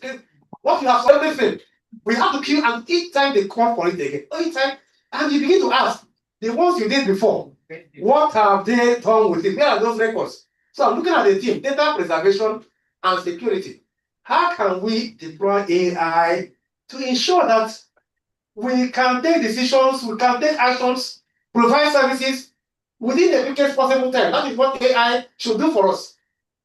Even we know we said there will be problems using AI, but let us even take the benefit, the positive side of it. Let us even begin to get this moving. You want international passports? Sometimes when you get there, if it's the crowd, that's they tell you, oh, the system is down. Come back on so date. You come on that date, you say, we are taking 10 people today. We have to take you another next month. And so there's frustration everywhere. You go to hospital, even to make payments everywhere, there's problem. So AI is supposed to help us to reduce this challenge of getting services managed and records retrieved. Records management in Nigeria is still, I don't think that it even exists. If you go to hospitals, you see piles of records, That's the piles of files everywhere. Go to our university here, which we see as a model for other universities in Nigeria. Go to everywhere, piles. If there's fire outbreak, everything is gone. Have this been digitized? Can there be a budget for them? We have this one and so on. Can the university believe that, oh, instead of building one house, let us put this budget from that fund or from wherever. Let us make a strong case for digitizing records in UI, and also for acquiring equipment and providing environment for their preservation. Can that be a budget in UI? We have professors, we have learned people, we have administrators, learned administrators. Do they think that way? In fact, my students doing research just sent a message to me this morning that, she couldn't collect the data she wanted from University of Lagos. She couldn't collect from enough number of personnel that was targeted. And they told her that the staff have recently been upgraded and redeployed. So many staff have opted to go to accounting and so on. People have changed from librarianship and archives, and they are moving to other professions. From the library now, they are being deployed because they have done some courses and they are. So, which means nobody sees this thing we call library and information science as something that is sustainable, something that can maintain you, something that is supported. If you are driving a car that is not well serviced, and there's even no room for you to drive it, as a driver, you may have to start looking, maybe you can become a carpenter or become something else, where you have fulfillment in doing that job. So we have a big problem in Nigeria. As we talk of ethical use, we should also think of how do we use it at all? How does it help us? AI is meant to help. It's actually helping now. But how do we talk of ethical use when we have not even started it at all? But it's good to start discussing, just as you have preparation. But how long will this preparation be? I just wish there could be, even in National Assembly also and other places, how can we penetrate them to ensure that they begin to make policies and they begin to look at records? If you ask them about some of the laws and the bills, some of the bills and the resolutions made in 10th or 4th National Assembly, and so perhaps they are forgotten. It may be relevant to what they are doing now, but they can't find it, they don't know where it is, and it doesn't matter. Somebody will wake up today and begin to say something contrary to what was already made in that assembly. And it doesn't matter. That's why we keep going back and front, back and front. It isn't good for the country. And I believe this association, you have a very strong role to play. Even if people are not listening, you should make them listen. Right now, I don't think the press is effectively governed here. The press is important. The mass media is important in the course of any organization. The mass media is very important. I've done a study before on the relationship between libraries and newspaper publishers. As fact, it was in Lagos. That was my master's degree. The relationship between the media and the library. And one of the things that came out of that study is that the mass media, cross agenda, the same agenda for everybody to begin to discuss. If they talk of election 2027, everybody begin to talk about election 2027. They talk of banditry, everybody will now be talking about banditry. The issue is, of course, erosion and other matters affecting humans in Nigeria. We will focus on that, we begin to argue. But how many times has the mass media raised anything about information, libraries, and records? And we couldn't just allow them. They are there to serve the public. Some of them were set up by government fund, by taxpayers' money. How many times have they said, oh, this library has been overgrown by weeds? The National Library is this way. A university library is a mockery of itself. And then there is discussion around it. They don't feel it doesn't matter. I think in one of the platforms, somebody was saying that, oh, I think it's in Qatar platform, saying that, oh, I think it's TVC that talked of librarians, RIANS, talk about them as librarians, people from Liberia. And it was consistently mentioned and spelled the same way to show it wasn't just an error, it is ignorance. In other words, they don't care. They don't matter. If the flag is important, if they want to say National Assembly, they can't make the same mistake 2 or 3 times in spelling National Assembly or spelling Senator or things that are important to them. So we still have a big challenge. Some of our professors have retired here. Professor Lebele, who has made enormous efforts all over Africa. But then, I know he also made efforts to establish a befitting archives for the University of Ibadan. But what happened to it? What happened to it? Even at that, I think from outside the university is still pushing. What is happening to it? Do we just surrender because people don't know? We want to push away our past records, our past memory, and keep creating records, wasting money, time, frustrating people. So I feel that yes, while discussing ethical issues, let us start using them. When we start using them, then we begin to face the challenges that come. Thank you very much. Thank you. That's a challenge for everybody.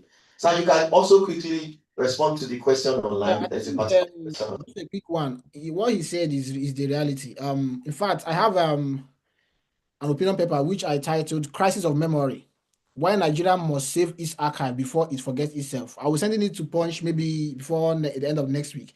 I'll spend the last 5 years, I've done a lot of research around records management in Nigeria. I was in Nigeria in April. I visited Ibadan. I visited Enugu. I was supposed to go to Kaduna, but due to security concern, I couldn't go there. I can tell you that the Nigerian, when it comes to library and information science, it's still far behind, and it gets me worried. I studied library and information science as my first degree before I went on to focus on information management, more of a records and archive. I feel more needs to be done, and it's really worrisome. The current state of both librarianship and library and like archival science is really worrisome, and conscious effort needs to be made. It's not just about scratching the surface. A conscious effort backed up with some actions. I am not a member of a Nigerian Society of Archivists, but I'm a member of NLA before I left home. But I can tell you, if I tell you what I've done so far on my own personal capacity, Professor Ebele can tell you. I speak with him virtually on monthly basis or once in a while. I just keep him in the know. Everybody have to put hands together, but this all boils down to government conscious efforts. The government feels that the library is not generating money for them, then they don't have to value it. But at the same time, the relevant persons can speak to these people to get them understand why this is very, very relevant. I was with Professor Ayebele on phone yesterday. I was telling him that I speak with passion whenever I talk about archive and records management in Nigeria. I speak with passion. I told him currently we don't have a standalone program in records and archives in Nigeria, a full-blown standalone program that captures data forensics, records and evidence. I mean, we don't have them. That is why we all have to make conscious efforts to see how we can drive change. But then it's something that has to do with a collective effort. How do we get the relevant authority to understand why this is really important? I went to Enugu, I shed tears.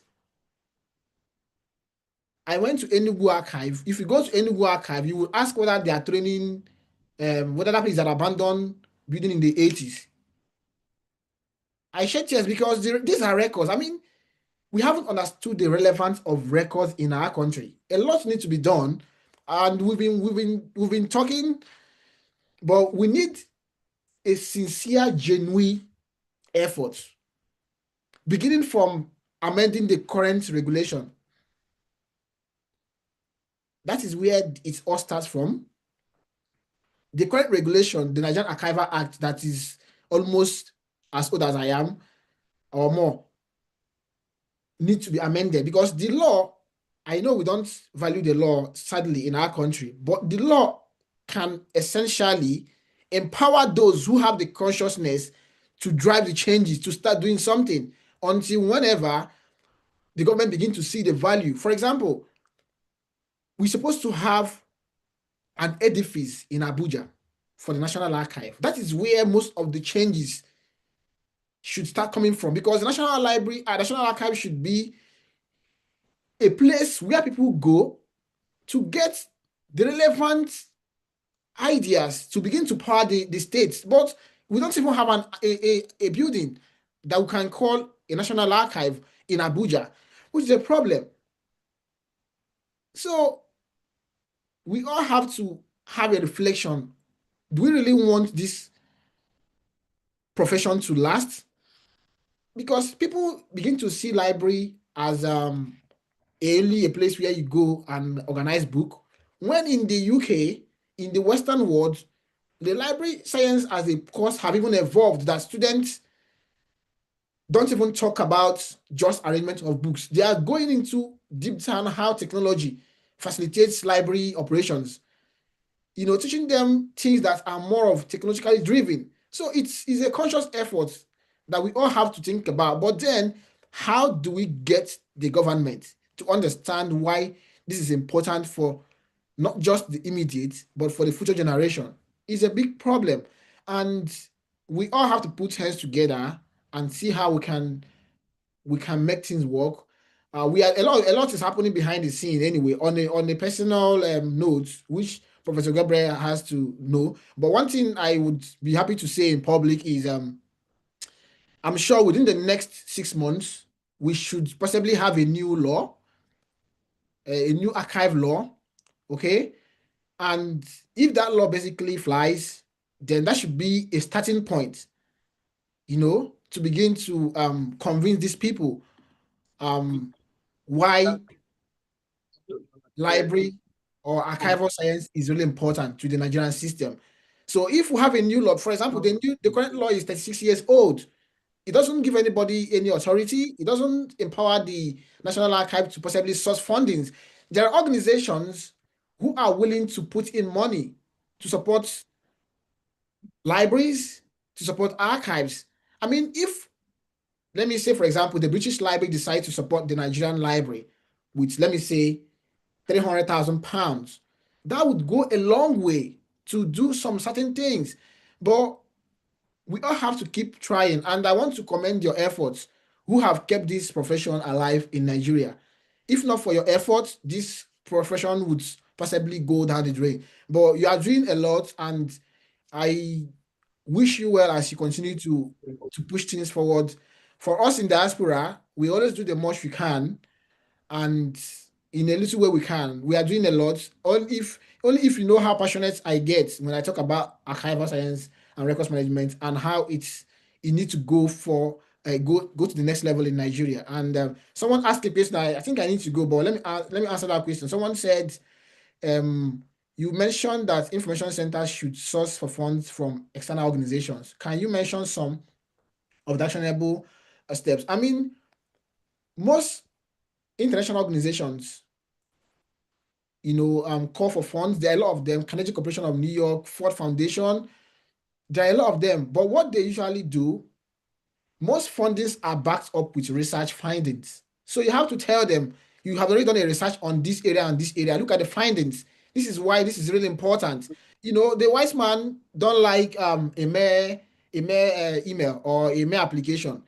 They always back up things with facts. Okay, a research has been carried out, and this was the findings. Findings has shown that this is lacking, or this is the situation of things. Then on this basis, this is why you are now requesting for these fundings. So, and it's also important to possibly organize a webinar that will possibly talk about how to approach fundings to support the Nigerian GLAM sector. I just want to talk about GLAM sector as a whole because they're all intermingled: gallery, museum, library, and archive. So you can think about how to organize a webinar. I possibly can, reach out to people which I think are people that work in some of these organizations. I can possibly see how I can get in touch with them. One of them possibly might join in the webinar, and talk to you about how you can approach these things. I mean, there are a lot of fundings, but it's always competitive. You're competing with somebody from Nepal who is still a developing country, or somebody from maybe Indonesia, or somebody from Egypt, or somebody from Kenya. So you have to back up your applications with findings to say this research has been carried out, and look at what the results shows, and this is why this needs to be done. So I think with this, we can get things doing. Thank you so much for giving me the opportunity to be here, and I look forward for future engagements with you. I'm sorry I have to go now. Yeah.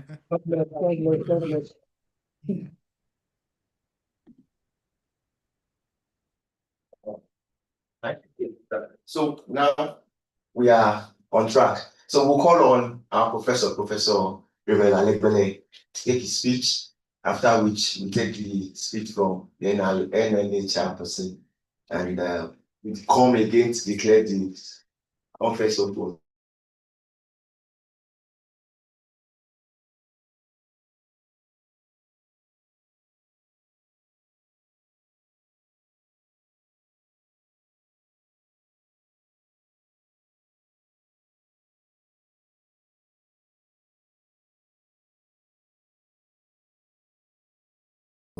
And we'll take good photographs. So, Professor.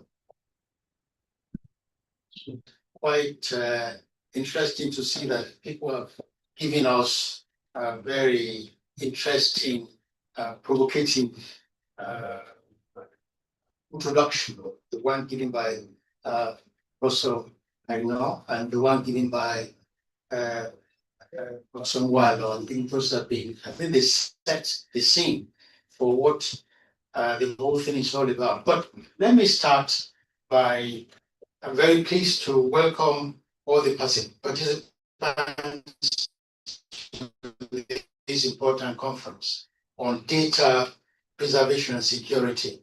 The Preservation and Conservation section of the Nigerian Library Association has, from its inception, been concerned about the parlor state of Nigerian documentary heritage. Let me thank our lead paper presenter, who has just presented, Dr.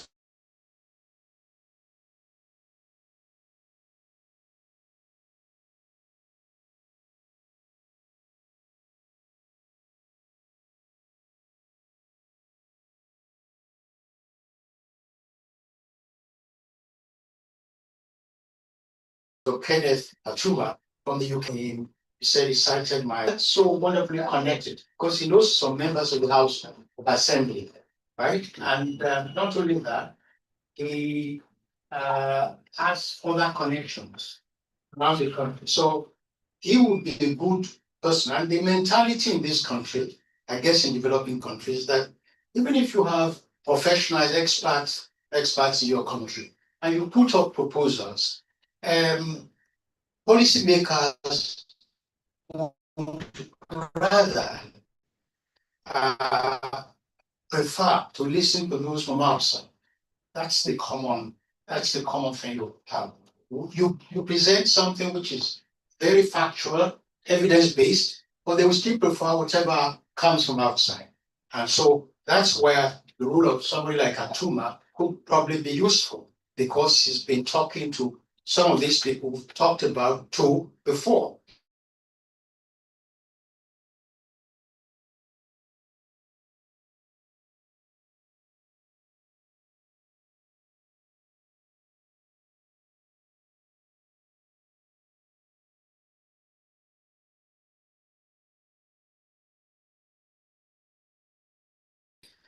Certainly, some of them, with one member of the House of Assembly, how many of them went to meet him? Could be a team.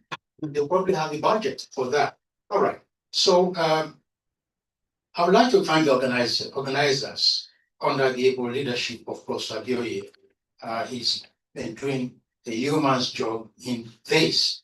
They have done a magnificent job putting this conference together.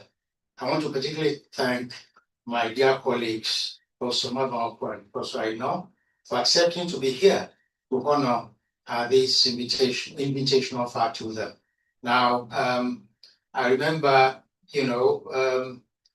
I called one of my colleagues to give us a review of a paper.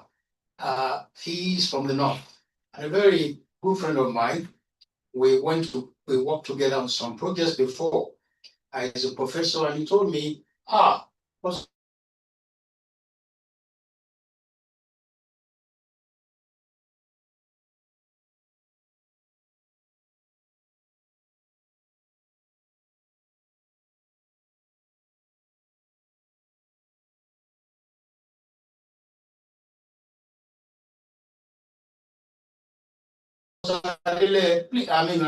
please, I will do alpha. So I said, but review. He said, no, give me about 3 months. Because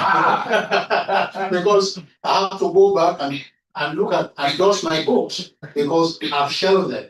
Just going back to what Professor Aino said, that we're around still thinking, still, bubbling, still attending conferences. My friend is no longer attending the conferences. He's in the farm.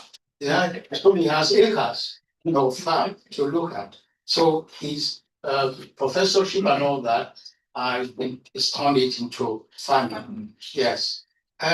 So I want to thank you very much for coming along, being still relevant for many things. Now coming to the issue at hand, data preservation and security has become an important subject matter for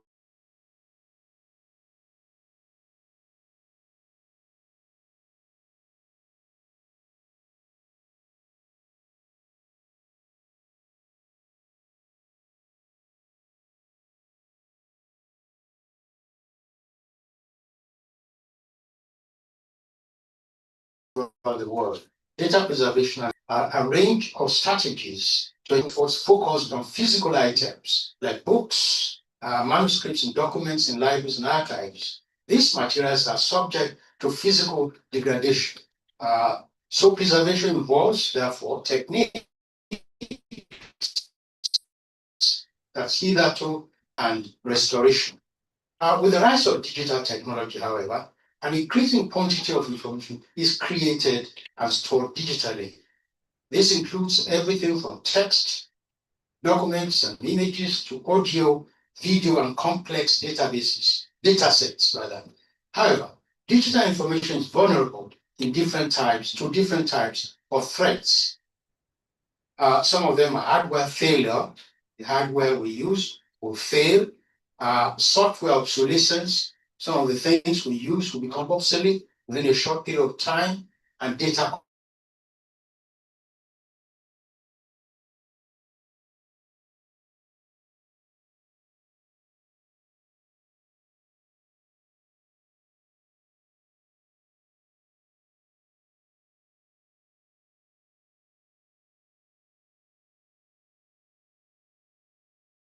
corruption.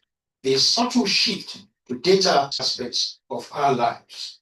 The part of this paper deals with the various strategies which can be employed for the preservation of data. This may include, and I hope these are some of the things we'll be discussing in the course of this discussion of this conference. Data migration. This is transferring data to new formats or storage systems as technology evolves. Format preservation, selecting and maintaining the file formats that are widely supported and, of course, be easily read in the future. Metadata creation, creating descriptive information about the data to help with its discovery. So that once these metadata are captured, we can use this to get information whatever time in the future. Digital storage. This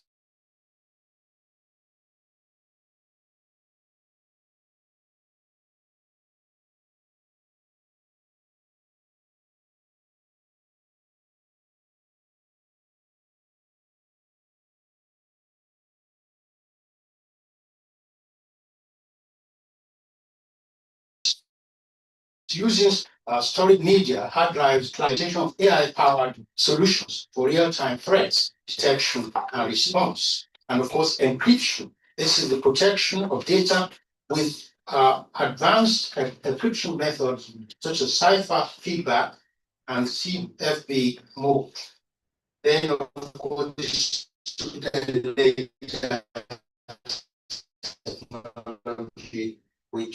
has to do with data. Why the organizers did not, the organizers this conference did not use a more technical data word data curation, which is a term used today. Well, the organizers are, I think, more interested in the long-term maintenance and accessibility of data itself, including the storage and format.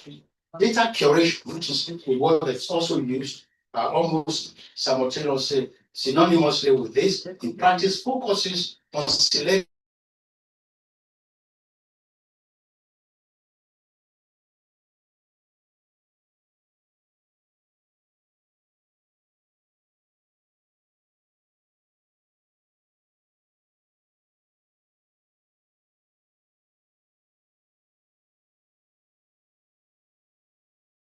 and organizing digital content.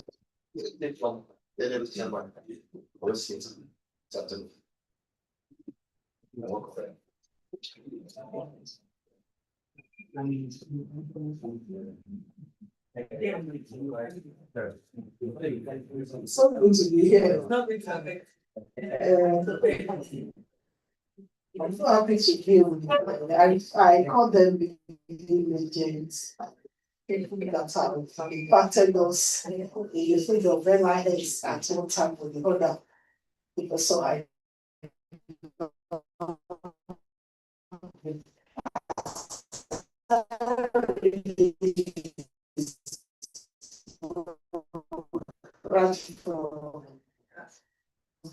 100 level to masters, and opportunities to go through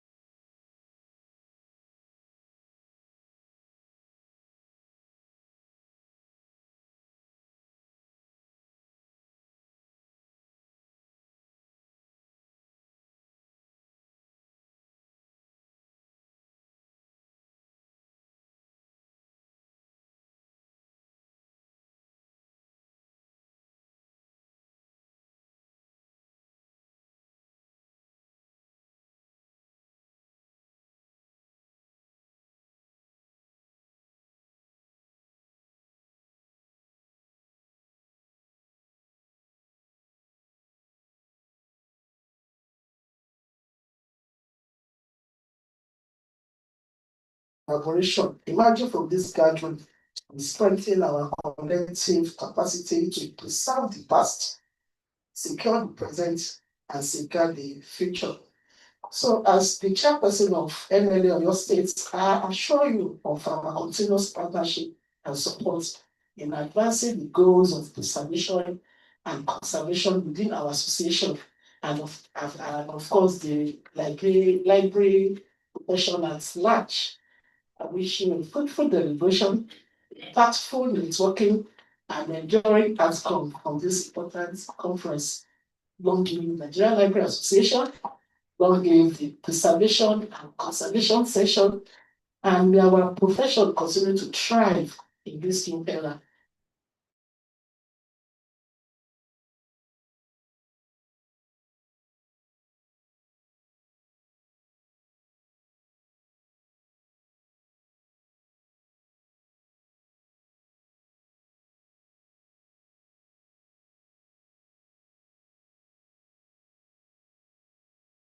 Thank you and God bless. Be here and of course to welcome all these gurus, colleagues, and all of them here, and of course participants from various parts. Seeing some people on Bombay. Yeah, so nice to widespread. Something from itself, possibly from other places. I want to welcome you, and of course, because we are all here and happy to be here, and want to seize that opportunity to declare this conference open. Thank you.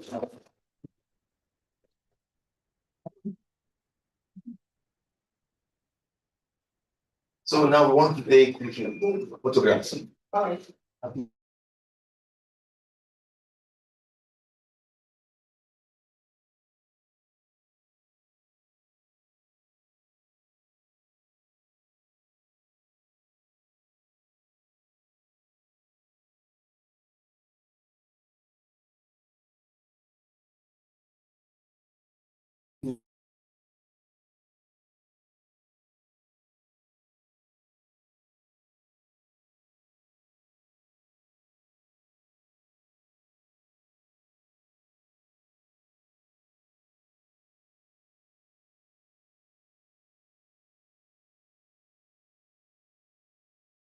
Don't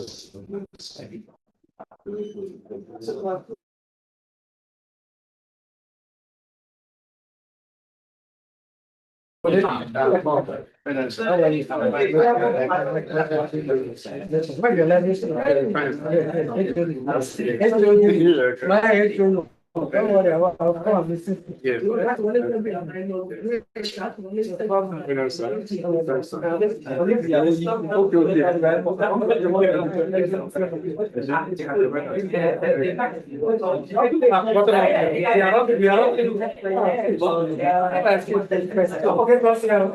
Sorry, sir. Yeah, you have to look at this one. You're speaking of alcohol, not everyone is the way. But yeah, just people make it happen like a woman just about money.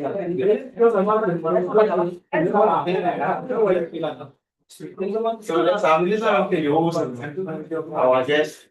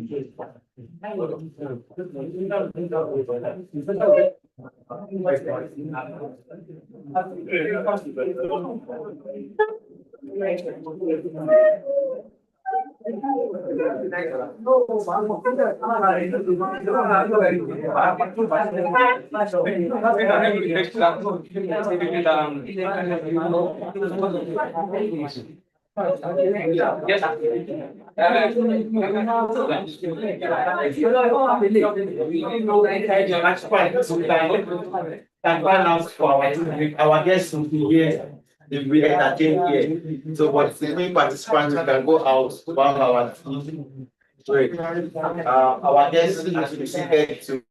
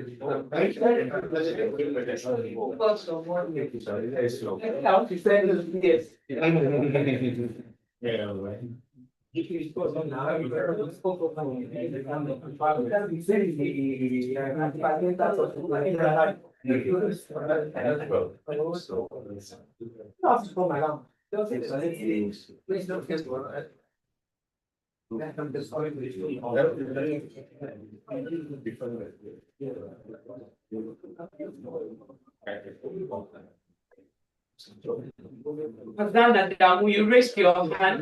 You want to ask a question?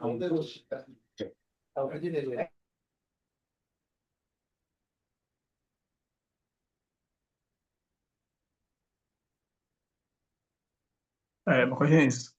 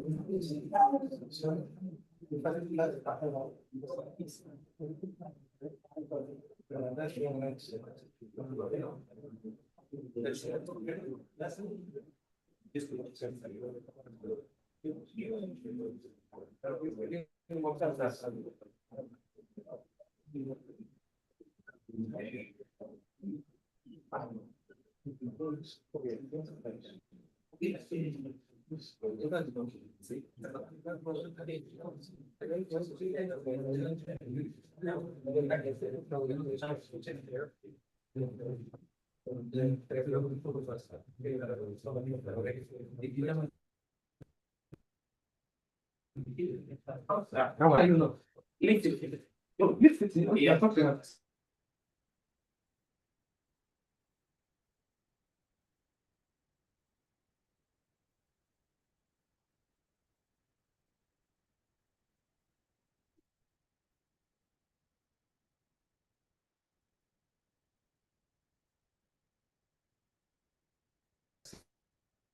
Great.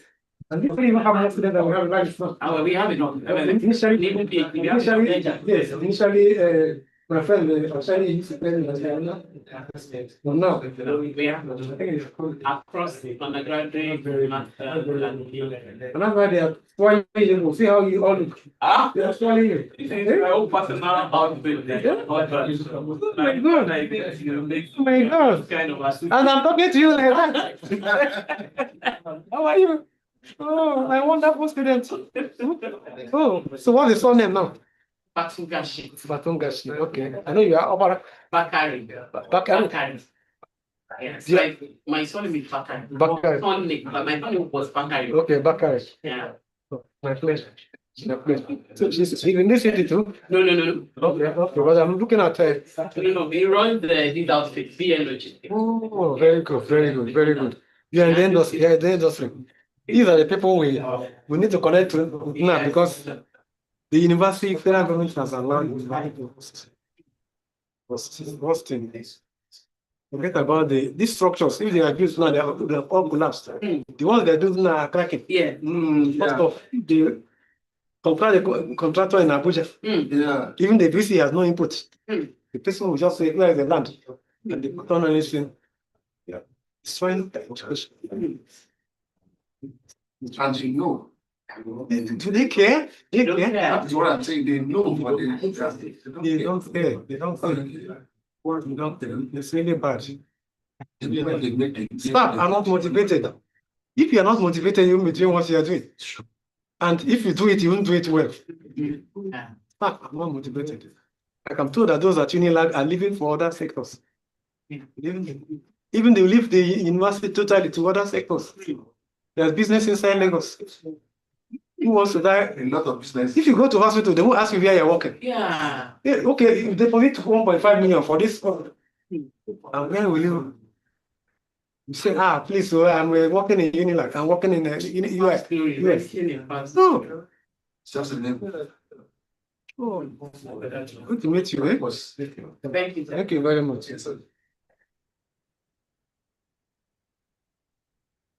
Very good.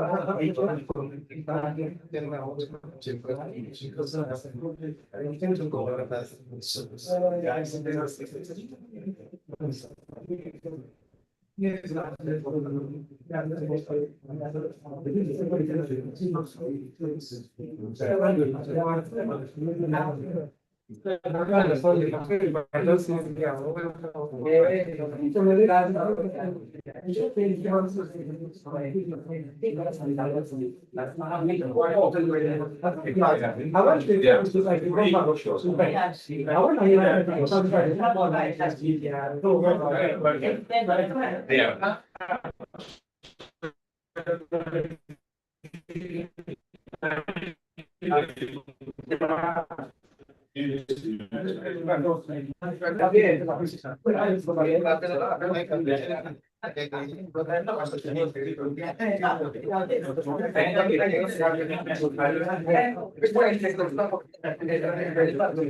I don't know if I can borrow channel.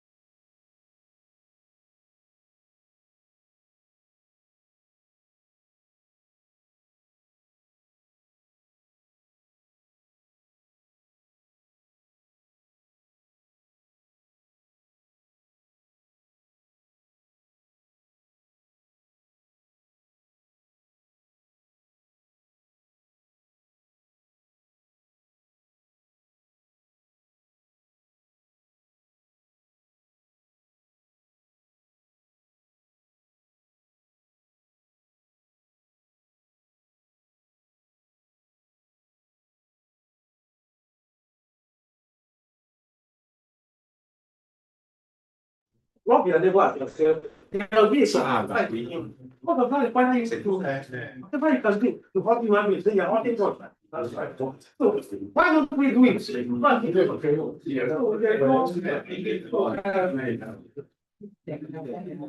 So thank you very much. Thank you very much. Who are you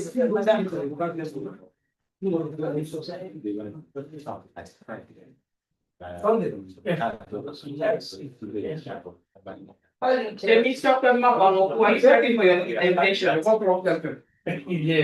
Yes, ma'am. You're ready for your Good afternoon, ma. Yes, I am. You can share your slide while we get ready. All right. You're going to get money from this.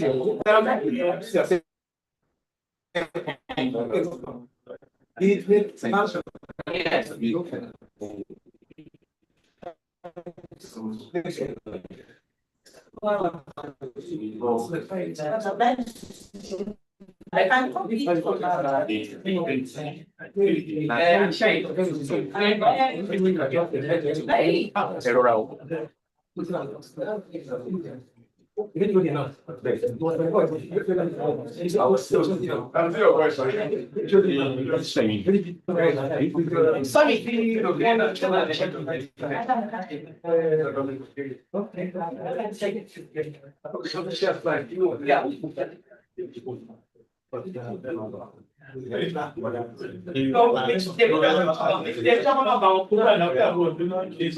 Yes, I'm on.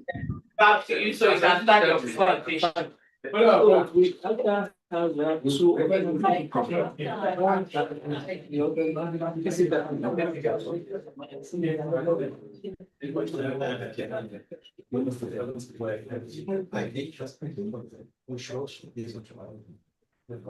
Can I proceed? No, don't start yet. All right. Can you do this slideshow mode so that we can have a full view of your presentation? All right. Okay. All right. Cool. Yeah.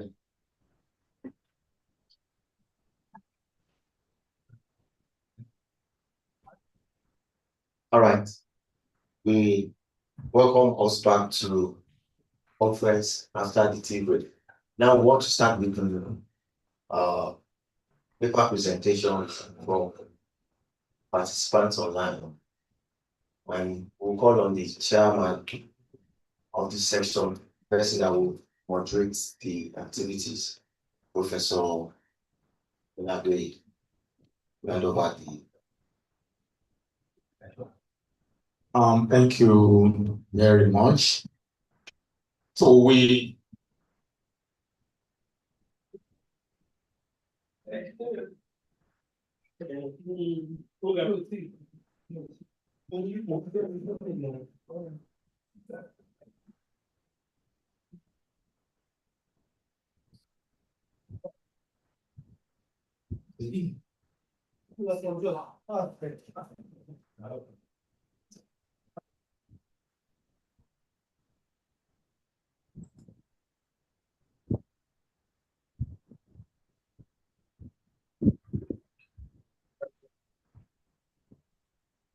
thank you very much. We have a virtual presentation to be made by Temitope Mabawanku. So we are expecting her to come online so that the presentation can be made.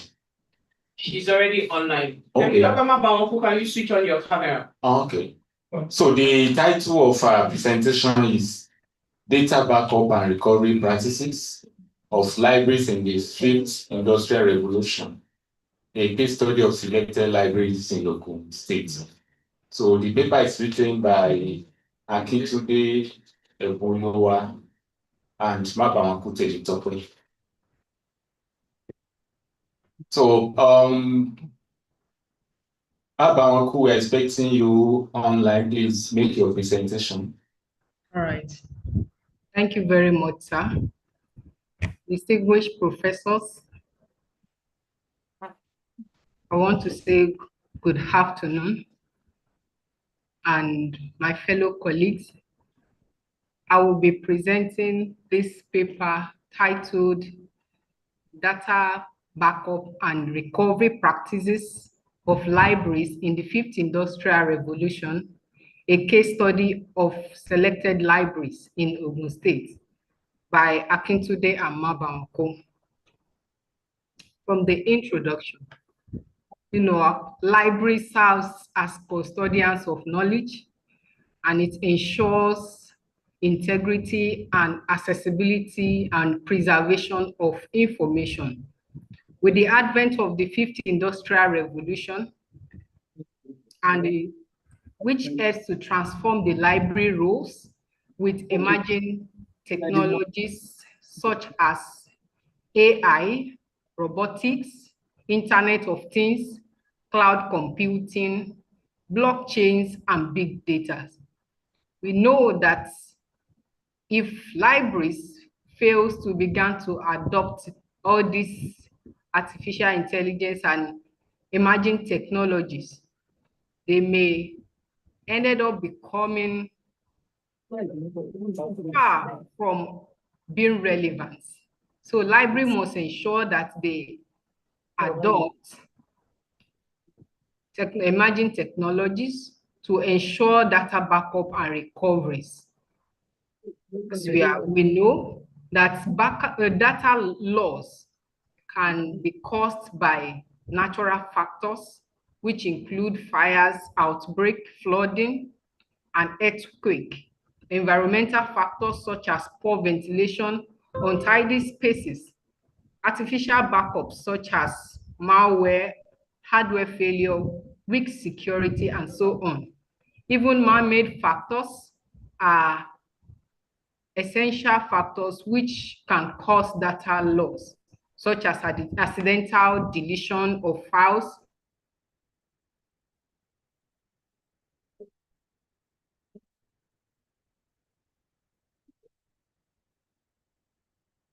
with the advent of technology,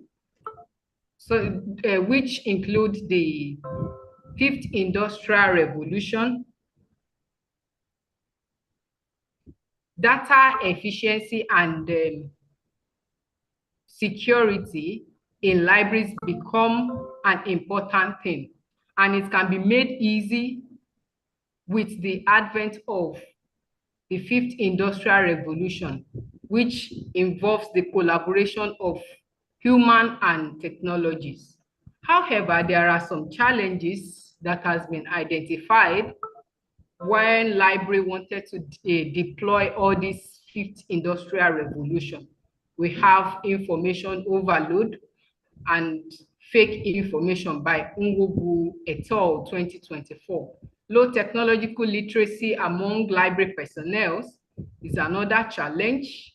Budget constraint, as it has been identified by the keynote speaker and some other distinguished speaker who has addressed us before now. Budget constraint is a very big factor.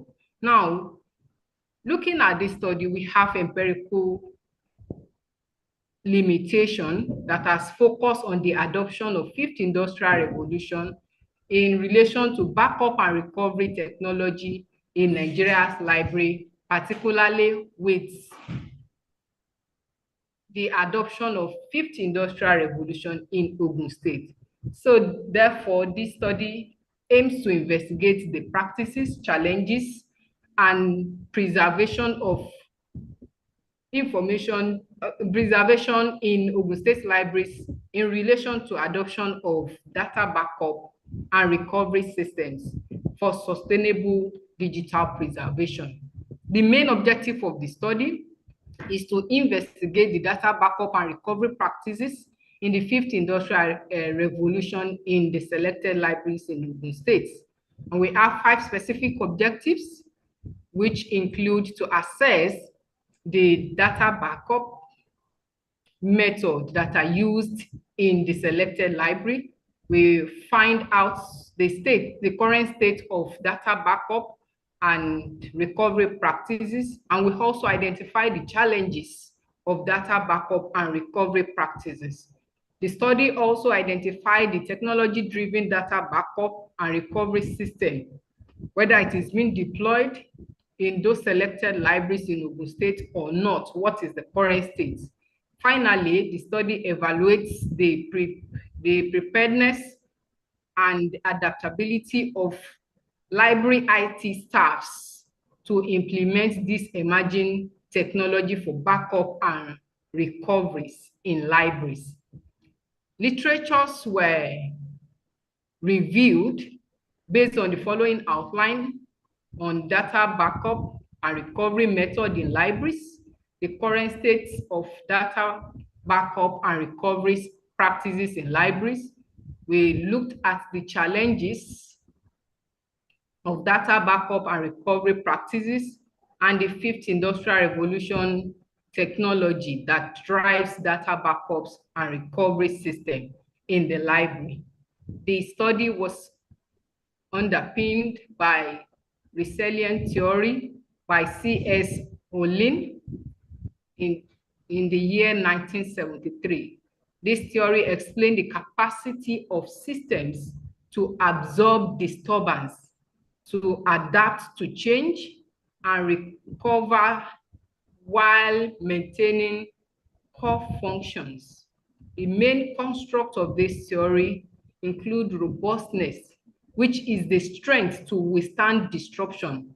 As we know that data backup is a very critical thing. Once we lose the data, how did we ensure we recover them, and then the data breaches did not occur again? So this theory is saying that when we have the strength to withstand data disruption, then we will be sure we will have a rest of mind that our data is secured and then keep for a longer period of time.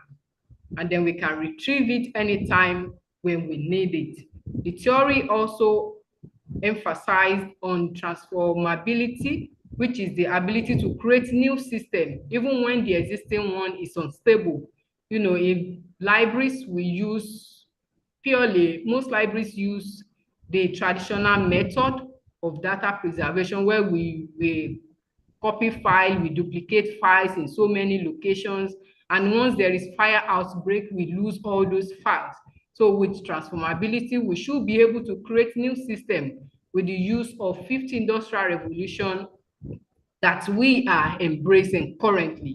Adaptability, which is another key construct of the theory, which says we must have adapt to processes and behavior. Moving on from there, the study adopted a mixed method research design with the population of 101 library personnel from 3 universities in Ogun State. Looking at the sample size, which is manageable, we use a total enumeration. The research instrument is questionnaire and semi-structured interview. The method of data analysis, descriptive statistics was deployed to gather responses on research objective 1 to 4, while manual thematic approach was used to gather responses on research objective 5, which is the interviewing of the IT staffs in the selected libraries. The result of the study on the research objectives 1, which is to identify the data backup method that are frequently used in selected library. The results reveal that the university library use both cloud-based and manual data backup system, with manual file copying via hard drive, USB, flash drives, and etc., which is prevalent. So we discovered that in libraries, they use both the manual filing copying method and also a little of cloud-based, which is the saving of files in Google Drive. So we discovered that these libraries in Ogun State have not yet deployed Fifth Industrial Revolution technologies in preserving their data and ensuring backup. The study also looked at the current state of backup and recovery system in selected libraries. The results indicated that the effectiveness, usability, and reliability of the backup system is in place. More specifically, the information quality category, because this is divided into two categories: the information quality of those backup and recovery system and the system quality. Are those tools outdated? When we save information on them, are we sure, or are we retrieving the entire information that was saved initially? So all these were put into consideration, and the results for information quality category, which had an average mean of 3.47, suggested a high level of confidence in the precision, relevance, and integrity of data retrieved during the backup process. Similarly, on the quality, system quality, responses also agreed that the system reliability and usability with security is favorable. On the challenges of current backup, limited technical expertise marks the first challenge that was identified, followed by the time constraint to ensure consistent backup and retrieval system. Inadequate funding was also identified as one of the challenge. Moving forward to the Fifth Industrial Revolution data-driven backup system that are available in the selected libraries in Ogun State. Number one that was identified based on the result is cybersecurity to ensure backup system. The study revealed that limited technical experts, time constraint to regular backup, and inadequate funding was identified as one of the challenge. However, the Fifth Industrial Revolution here was identified that system cybersecurity, automated system recovery tools, cloud computing-based backup systems, smart dashboard, AI, and Internet of Things were identified, but Internet of Things, artificial intelligence, and smart dashboard were not deployed at all. They are not used. However, cybersecurity is slightly used with a mean of 2.69, and automated system recovery tool. For the interview, which is the objective 5 on the IT staffs, the 4 teams were identified for the study, and the first one was familiarity with emerging technology. On this objective, which is to determine the level of preparedness and adaptability of library staffs, IT staffs, to implement this emerging technology. We want to look at whether they are prepared and what is the level of their adaptability. If today their library wanted to employ or deploy this Fifth Industrial Revolution, what is their level of preparedness? And then we discovered that library IT staff possess a foundational awareness of this emerging technology, while some of them specifically mentioned that they were aware of Google Cloud, Koha.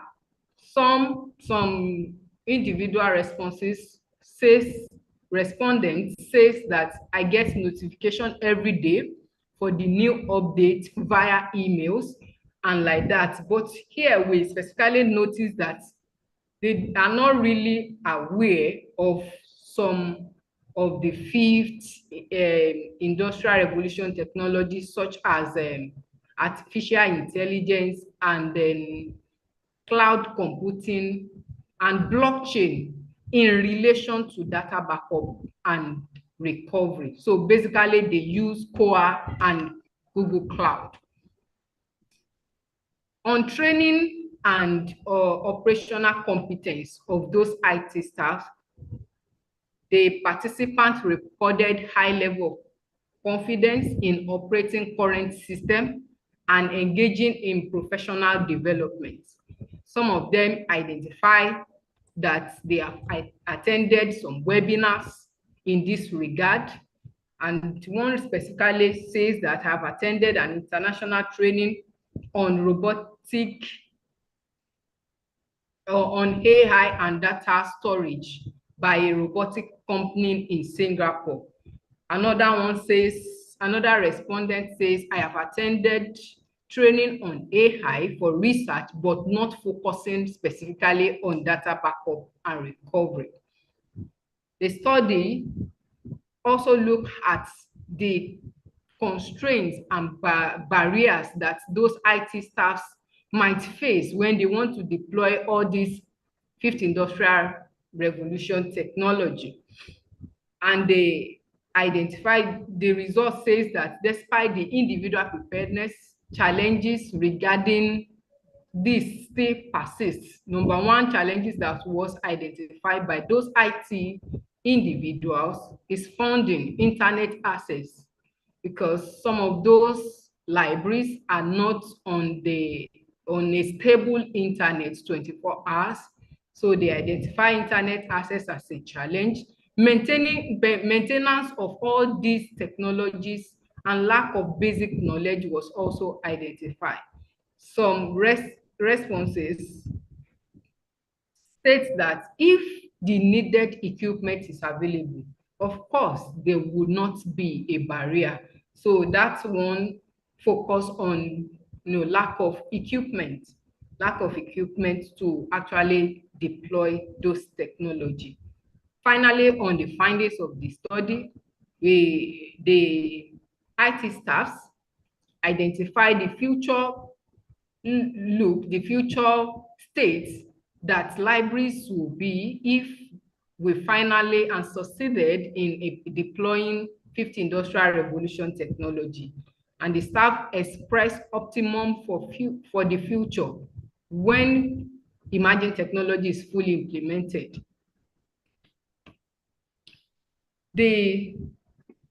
In conclusion,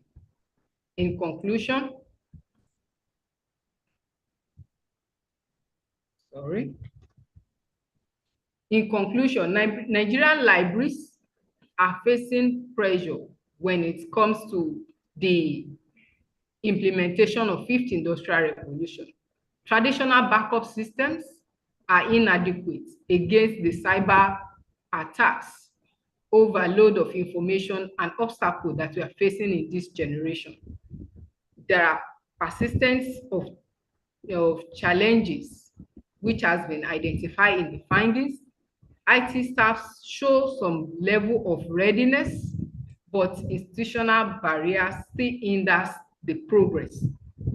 Need for capacity building, strategic governance, government support, and policy framework development. Libraries must evolve into resilient digital environment, knowledge hub to safeguard cultural memories and intellectual heritage. Based on the findings of the studies, the following recommendations were made. Institutions should invest in ongoing professional development, programs that should tailored on emerging technologies like AI, cloud computing, blockchain for libraries and IT staffs.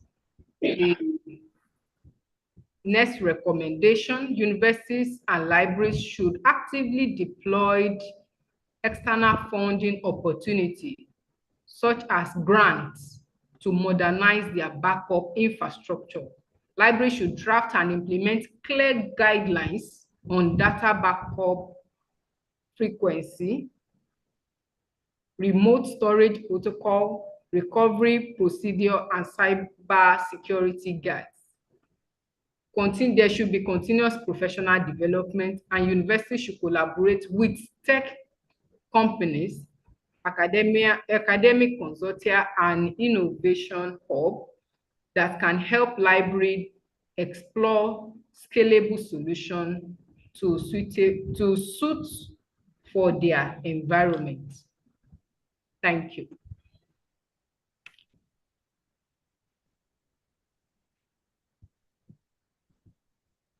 Thank you very much,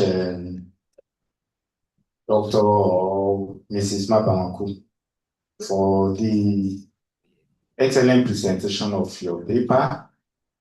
So we have listened to the presentation, which is on data backup and recovery. This is an empirical study, making a case study of selected libraries in Ogun State. The presenter started by looking at the need for libraries to adopt emerging technology, particularly for data recovery. The presenter looked at the issue of backup and the challenges usually faced in deployment of technology. She identified these challenges, and being an empirical study, the presenter set out to look at 6 areas. The objectives of the study, specific objectives were 6 in number. And of course, the presenter adopted a mixed method, to investigate the topic. The findings relating to the objectives, particularly level of preparedness and adaptability of staff to implement, emerging technology. Some of them were aware, while some of them were not aware of the emerging technology. Then the study also indicated that there was a high level of training and capacity building for those staff that implement, that adopt emerging technology.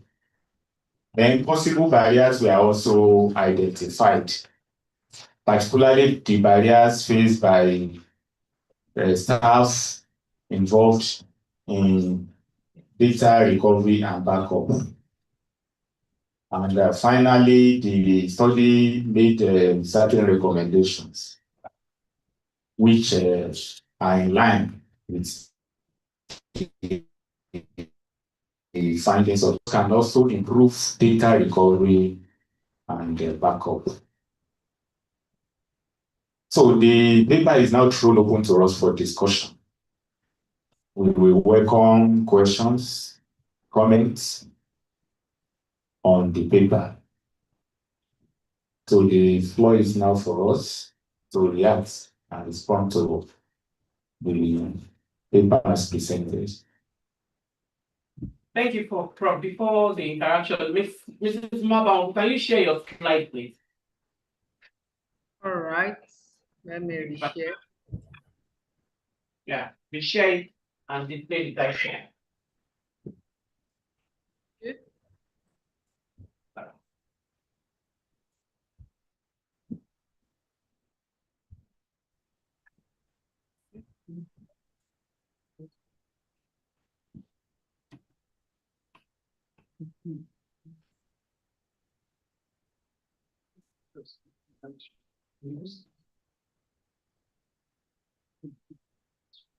Okay. Thank you. So that is the title of the paper. Now let us interrogate the paper. Yeah. Okay. Okay. Professor. Thank you very much. Well, I want to comment starting today and Mabanku for the paper.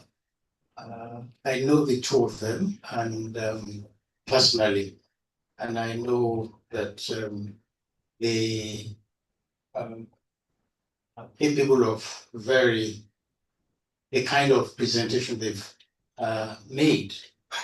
This, I think, is a thoughtful, well-researched, evidence-based, well, as the chairman has said, empirical paper, well thought out. But I have some questions, well, not many, just one actually, basically. This is I seem to hear from this presenter that there are no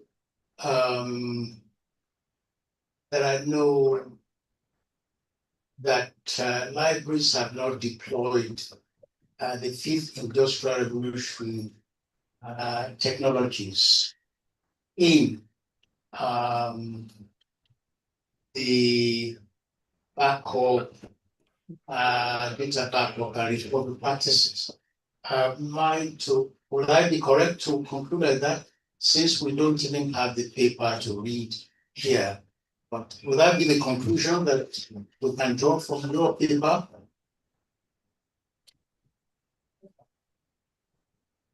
Hello? Hello. I did not get the question very well, sir. Okay. What I'm saying is that Yes, do I conclude from your presentation that libraries have not been using backup and recovery, techniques or devices? No, sir. Part of the findings that we got says that they use hybrid method of data backup and recovery, sir, which is the combination of manual file copying and the use of cloud-based, which is Google Drive. Okay. So at least they use some, you probably would say.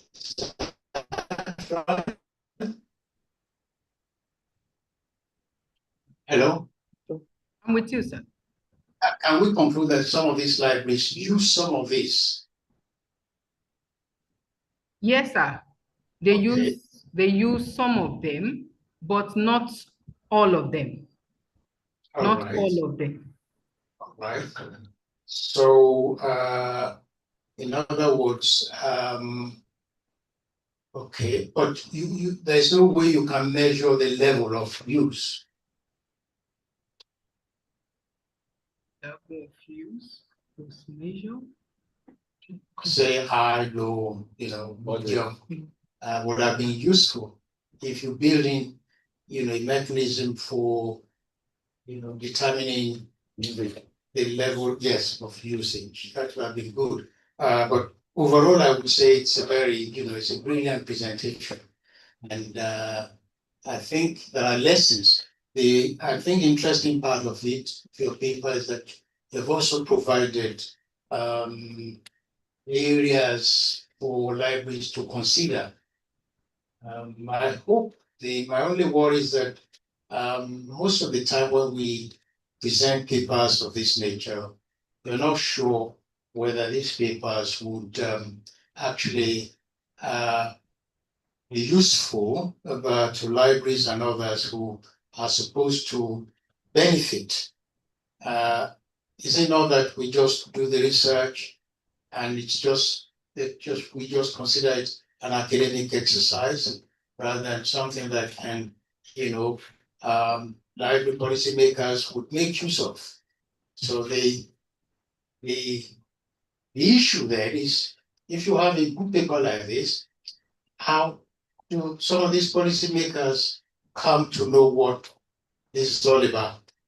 What mechanisms are we put in place to ensure that there is a communication between papers presented and policymakers in libraries and so on? And those are issues that we should resolve. For example, for a long time, we've been asking, researchers have been very far. I think they sent something to me to feel. I don't know whether she's also presenting a paper on recovery, practices in libraries and archives. Now, we've done a lot of research on the fact that our libraries must have we call disaster management policies. But I don't know whether any of them now have such, or how many of them are implementing this.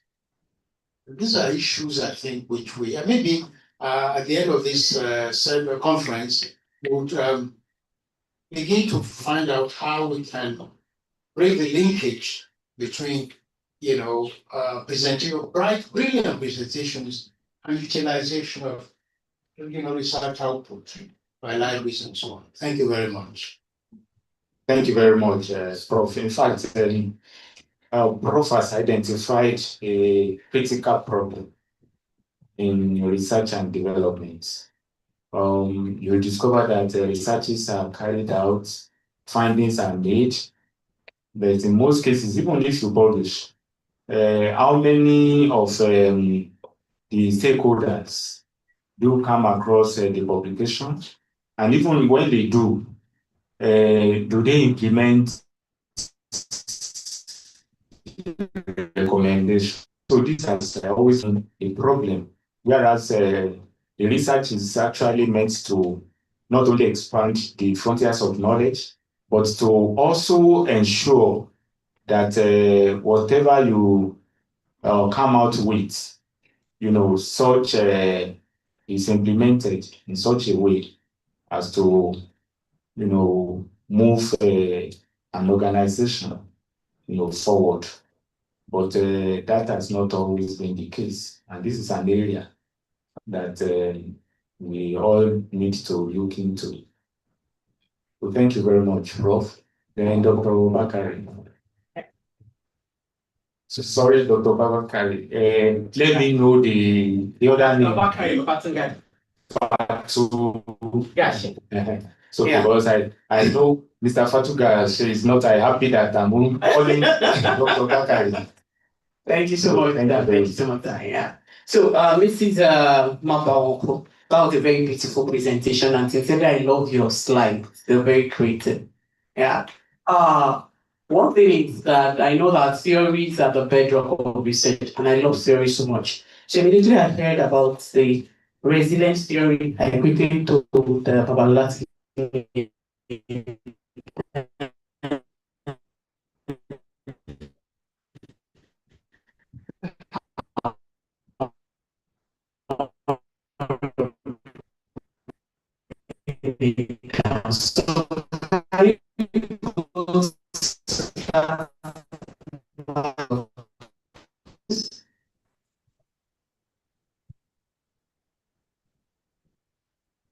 Can you hear me? Okay, as you navigate to that slide, I saw analyze the metrics of the theory and the robustness. Can you hear me? Can you hear me? The line is breaking seriously. Yeah, sorry about that. That should be the network. Yeah. So can you navigate to your theoretical discourse slides, please? All right. Thank you. Here is it. Yeah. Okay. Like I said, I love this theory, resilience theory, and I saw that you were able to kind of tell us what the theories are, but you didn't actually operationalize it within the context of your work. Yeah, factoring in the respondents of the study and the study location. So I want to ask, what is the essence of using this theoretical framework in this work? Because in your discourse, for every research is supposed to contribute conceptually, empirically, theoretically. And I didn't see the contribution for theory here. And also to practice of librarianship here. So, but I didn't see this the discourse of theory. You just mentioned it in passing, and I've seen that most researchers kind of do this. Yeah, so because if you've been able to operationalize these three submetrics well within the discourse of your work, definitely it should be reflected in your findings and also in your recommendation as well as your study significance. So you can take that into perspective, or you can enlighten us more on the essence of the theory in this work. And did you get what I said? Yes, I think I get what you are trying to say, although the line was breaking. I think you are trying to ask the relevance of this theory to the study, particularly on the findings. Am I correct? Yes. And on the significance, on the study significance. And the recommendation. Yeah. If at all you get access to the full paper, you will understand that more details were done there. No, this is just a slide, but I will try to explain in just a few minutes. No, when we talk about resilient theory and it's relevant to this study particularly, this study focus on data backup and recovery. And we know that when we back up something, anything can happen to it anytime. So how did we ensure we gain stability when something like data breaches occur or data loss? How did we ensure we gain the stability, which is robustness? And then when our data backup method or the strategies that we deployed, when it becomes unstable or is not reliable any longer. Now take, for instance, if we have a third party or a off-site data backup system, and we discover that the location is no longer reliable, anything can happen anytime. How do we ensure transformability? No, re-strategizing and still ensure that our information still remain intact, and then we did not lose them.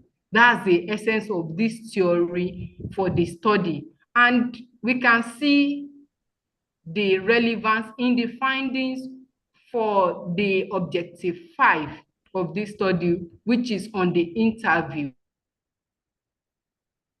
about the awareness from the IT staff point out their preparedness. We talk about their preparedness, how they will ensure that all these platform that we are deploying, all this method, fifth industrial revolution, is focusing on transformability. You are moving from the traditional method to more of technological based method. So it's transformability. We might not use this construct to develop question that respondents will answer, but this as feature in the responses gotten on objective 5 and the level of adaptability. All these are embedded in the full paper. I don't know whether I've been able to nail the question. It's okay. It's okay. Sorry, let me maybe I come in here. Thank you, sir. First, one little, yes, I think I get the contention of Ms. Bakar. I'm a doctor. Dr. Bakari. Okay. Thank you very much. I think the Mama who had not she has not given a full picture. I think that's why that's why this difficulty comes on. Basically, the whole theory, resilience theory, has to do with certain things as adaptability, coping, and recovery, right?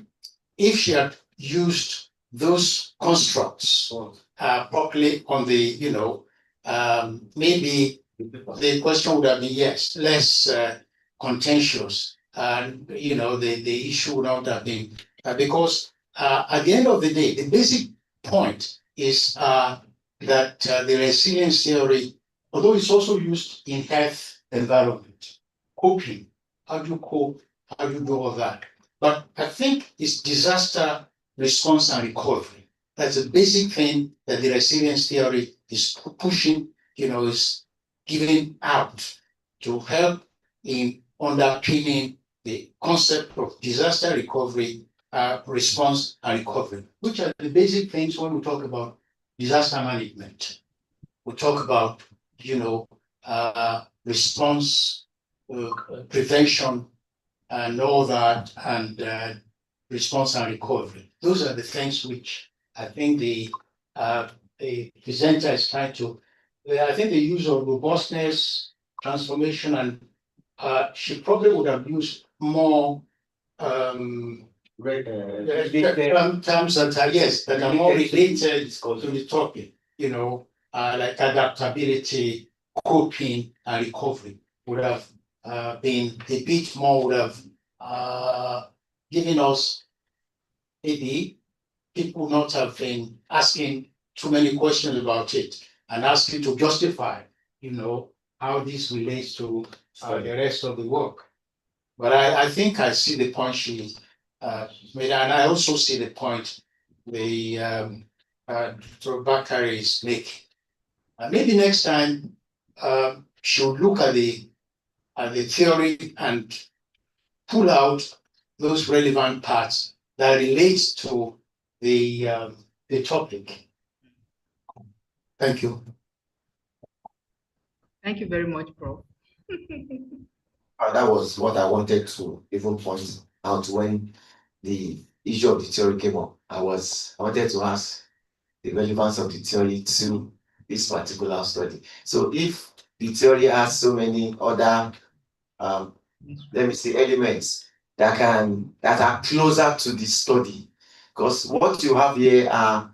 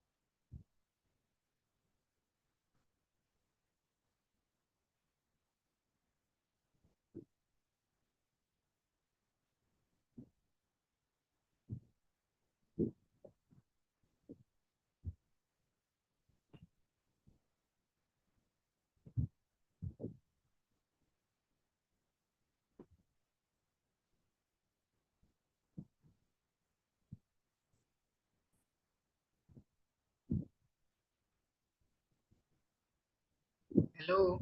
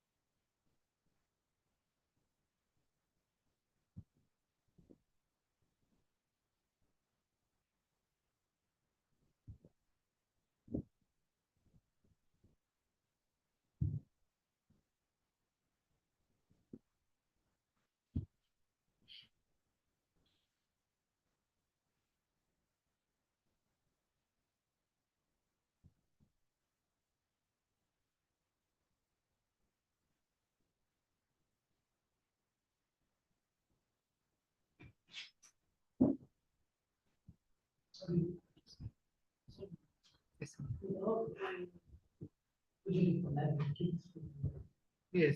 What do you want?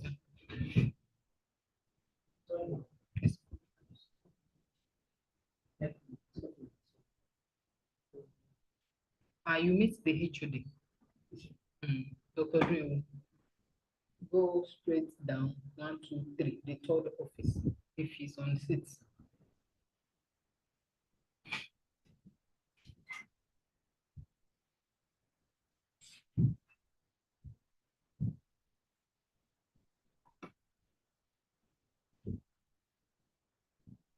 No, I'm the only one here.